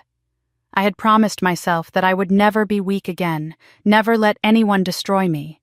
But what if in making that vow I had become something even darker? What if the legacy I was building for my son wasn't strength, but bitterness, disguised as power? I rose quietly and stood at the mirror in our bathroom. My reflection stared back, polished, powerful, the woman who had crushed her enemies. But beneath that was a shadow of the bride who had once been abandoned at the altar. I could still see her trembling and humiliated. Was I still trying to protect her? Or had I simply become the mirror image of the people who hurt her? The memory of James's innocent eyes wouldn't leave me. He hadn't meant to accuse, but his honesty had done more than any revenge ever could. It had made me question myself in a way my mother's cruelty never had. His innocent eyes made me wonder, had I become the very thing I once fought against? The weeks following my son's innocent question lingered in my mind like an echo I couldn't silence. For days I carried his words with me into meetings, into long nights at my office, even into the quiet of our home when the world outside had gone still. Every time I looked at him, his small hands, his wide eyes so unburdened by the darkness of betrayal, I wondered what kind of mother I was becoming. I had sworn to protect him from pain, to give him a better childhood than the one I endured, and yet I was teaching him by example that vengeance could consume a life. That realization cut me deeper than any wound my mother or Sarah had ever left on me. Then came the call. A hospital nurse's voice on the other end told me my mother had collapsed at one of my events, where she had been serving drinks to men and women she once gossiped with at country clubs. The words didn't surprise me, but they hit me with an unexpected weight. For years I had dreamed of her collapse in one way or another, not her body giving in, but her pride crumbling. Yet as I drove to the hospital, I realized I had never truly considered what it would mean to stand at her bedside when she was too weak to sneer, too frail to lash out. When I entered the sterile white room, the figure in the bed barely resembled the woman who once stood tall and imperious in our family home. Her hair, once meticulously styled, clung in wisps to her damp forehead. Her eyes, always sharp with judgment, flickered open with a dullness I had never seen. She looked small, diminished, broken, in a way I never imagined possible. For a moment, I didn't see the monster who had orchestrated my humiliation at the altar. I saw an aging woman who had lost everything, her reputation, her control, her illusions of superiority. She reached out a trembling hand, and though I wanted to recoil, I stood rooted to the spot. "You've become everything." "I said you couldn't," she whispered, her voice rasping, each word dragged out as though it might be her last. And maybe I was wrong. There were tears in her eyes, real or not. I couldn't tell, but the sight disarmed me. I didn't forgive her in that moment, but something inside me shifted. I had spent 10 years building an empire out of the ashes she left me in. I had taken everything they tried to steal and turned it into strength. And here she was, broken not by my hand, but by her own choices, her own pride, her own cruelty reflected back at her by the life she created. In that room, I understood something I hadn't before. My true victory wasn't her humiliation or Sarah's collapse.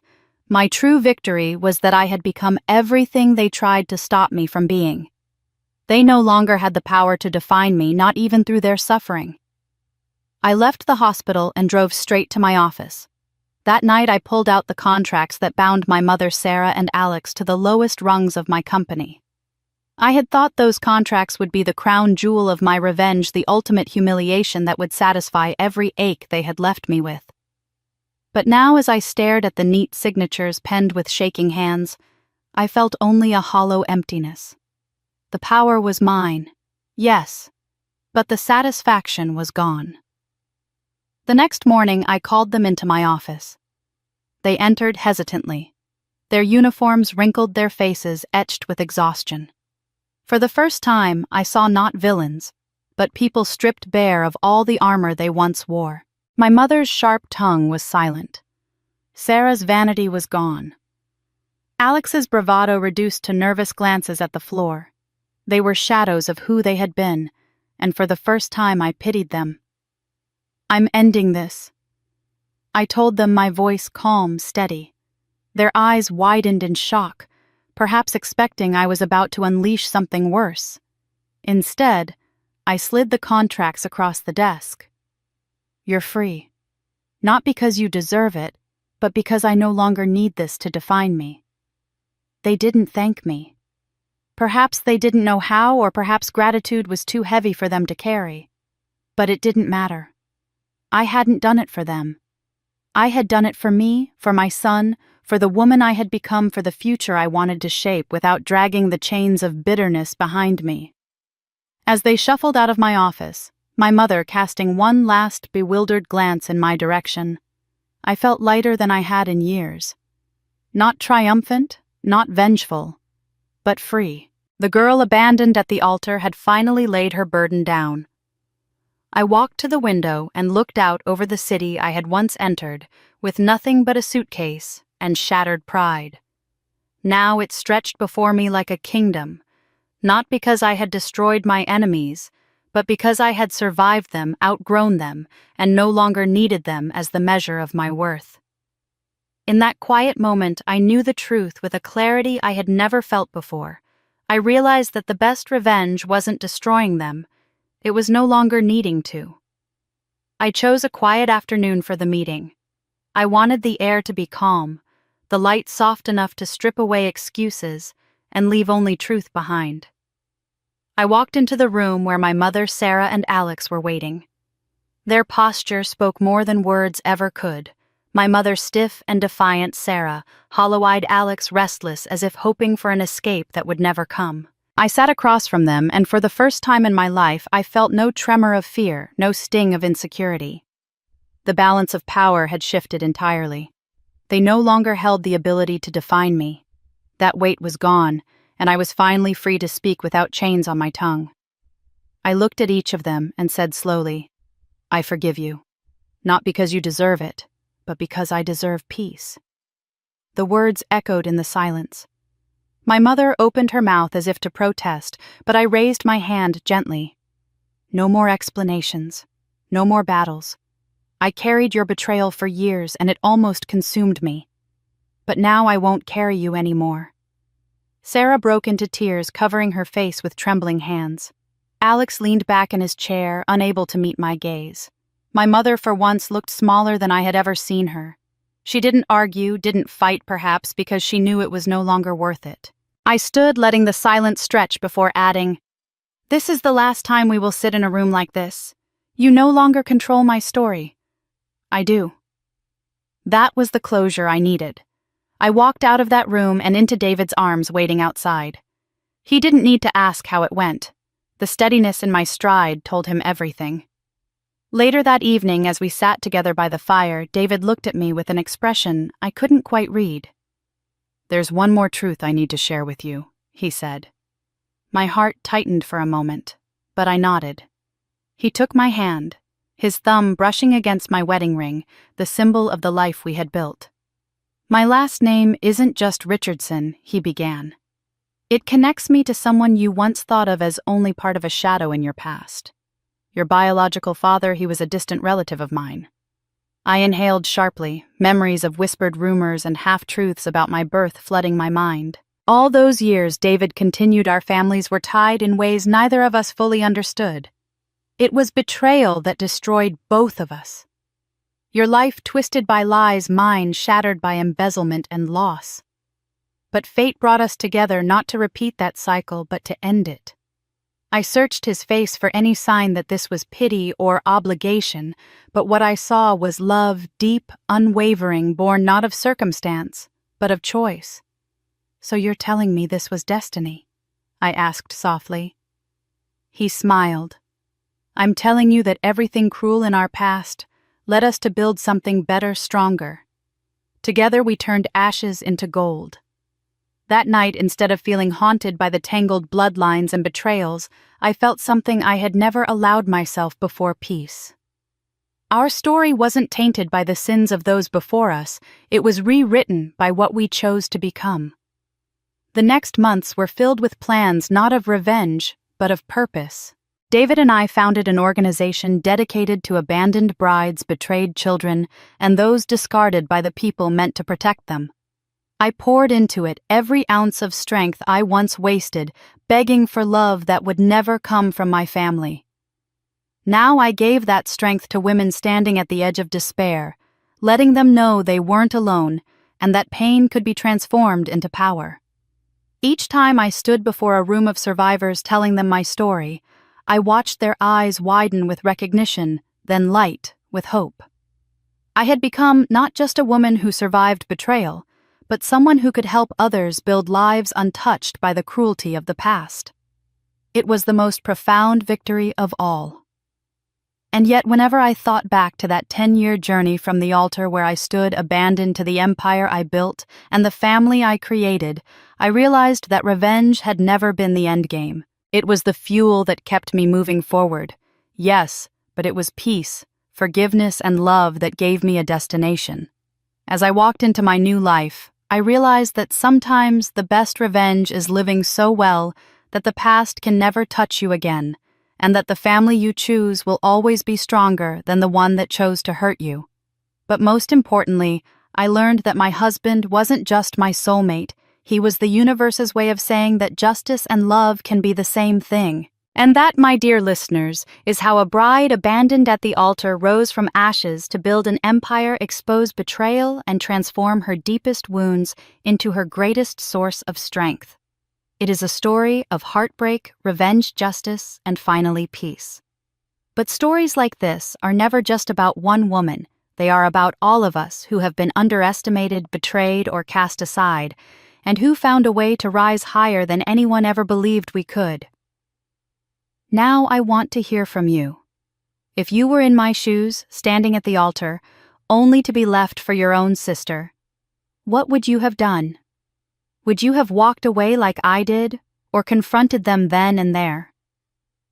And 10 years later, if you had the chance to stand tall before the very people who destroyed you, what would you say? Your thoughts and experiences matter, because every voice adds power to this community of resilience and courage. If you found yourself drawn into this story and you want to hear more tales of betrayal, justice, and redemption, make sure you subscribe to the channel. Every week we bring you stories that will shock you, move you, and remind you that sometimes life's greatest pain can become its most powerful triumph. Don't just watch, join the conversation, share your perspective in the comments, and let's keep building a space where stories of strength are never forgotten.